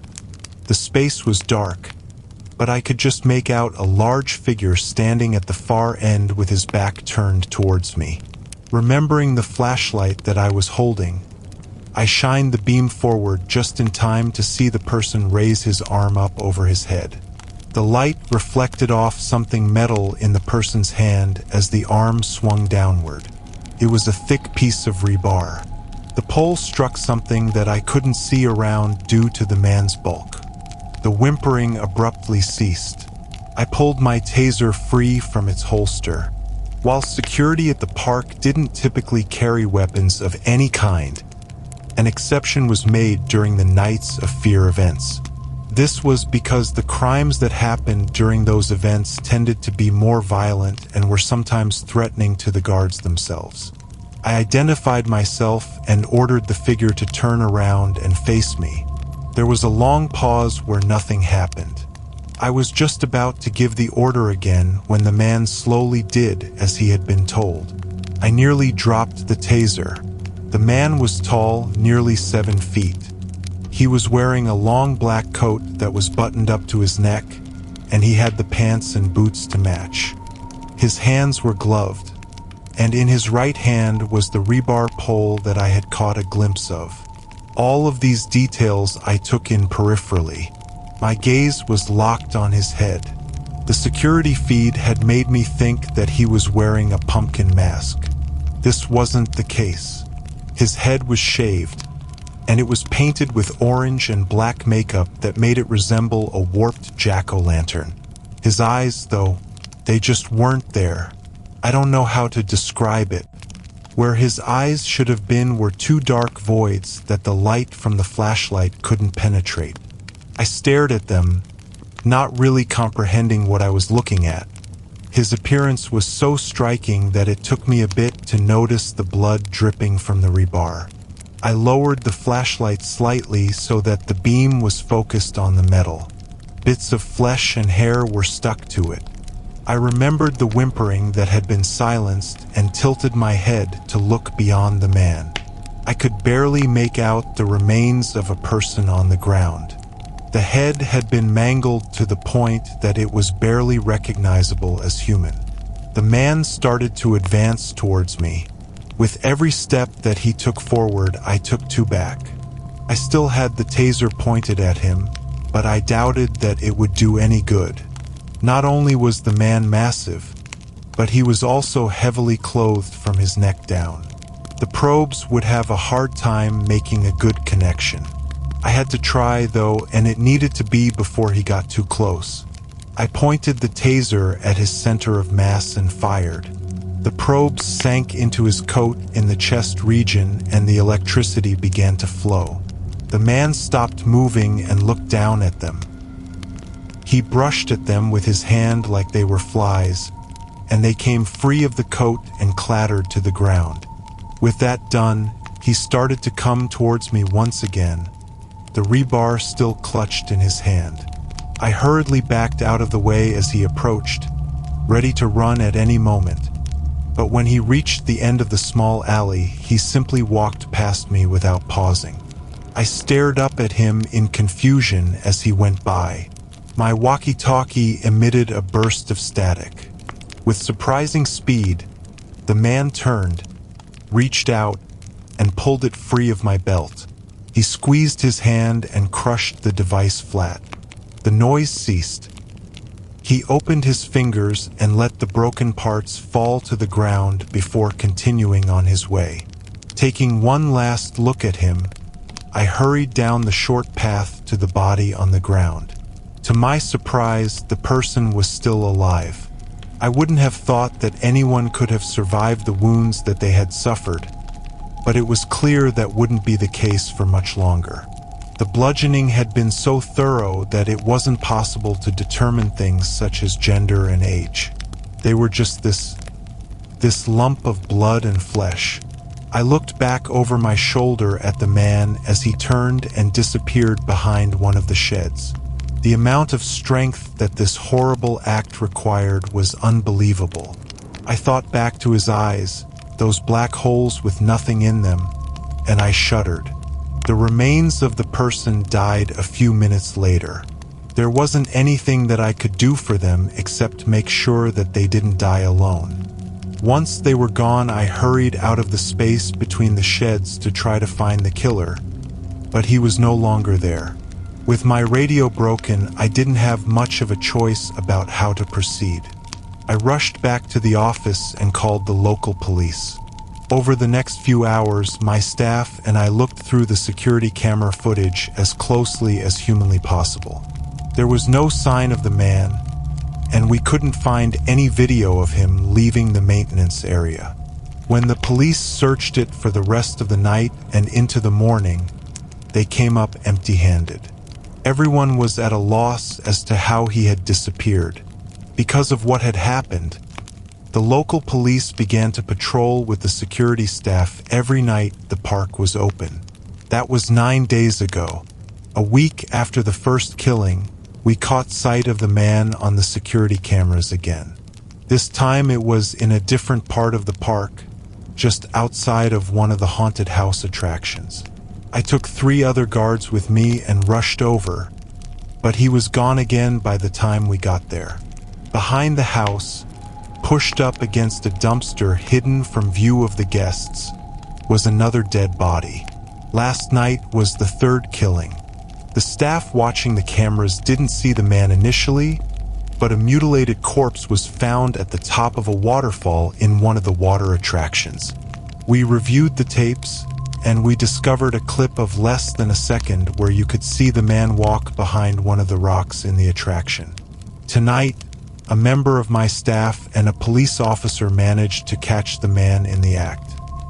He had dragged a woman in her early 20s behind a carousel by her hair. They got there just as he was about to stab her with a broken bottle. The officer immediately opened fire with his sidearm, and 2 of the shots connected with the target. The man staggered before falling to one knee. The officer put his empty gun back into its holster and took out a pair of handcuffs to arrest him as the security guard radioed in for backup and to have the ride stopped. When he got close, the man suddenly stood back up and grabbed the officer by the throat. He turned to one side and held out the struggling officer out towards the still spinning carousel. One of the horses came racing by and smashed in the side of his head. I could hear the riders screaming all the way from the park entrance. None of this was caught by the cameras. It was relayed to me by the security guard that witnessed it. The man left him alive for reasons that I don't understand. He did, however, pause long enough to jam the remains of the broken bottle into the woman's chest before disappearing once again into the night. Today is Sunday. The park will be closed for the next 4 days. When Friday comes around again, though, I have to believe that there will be more killing.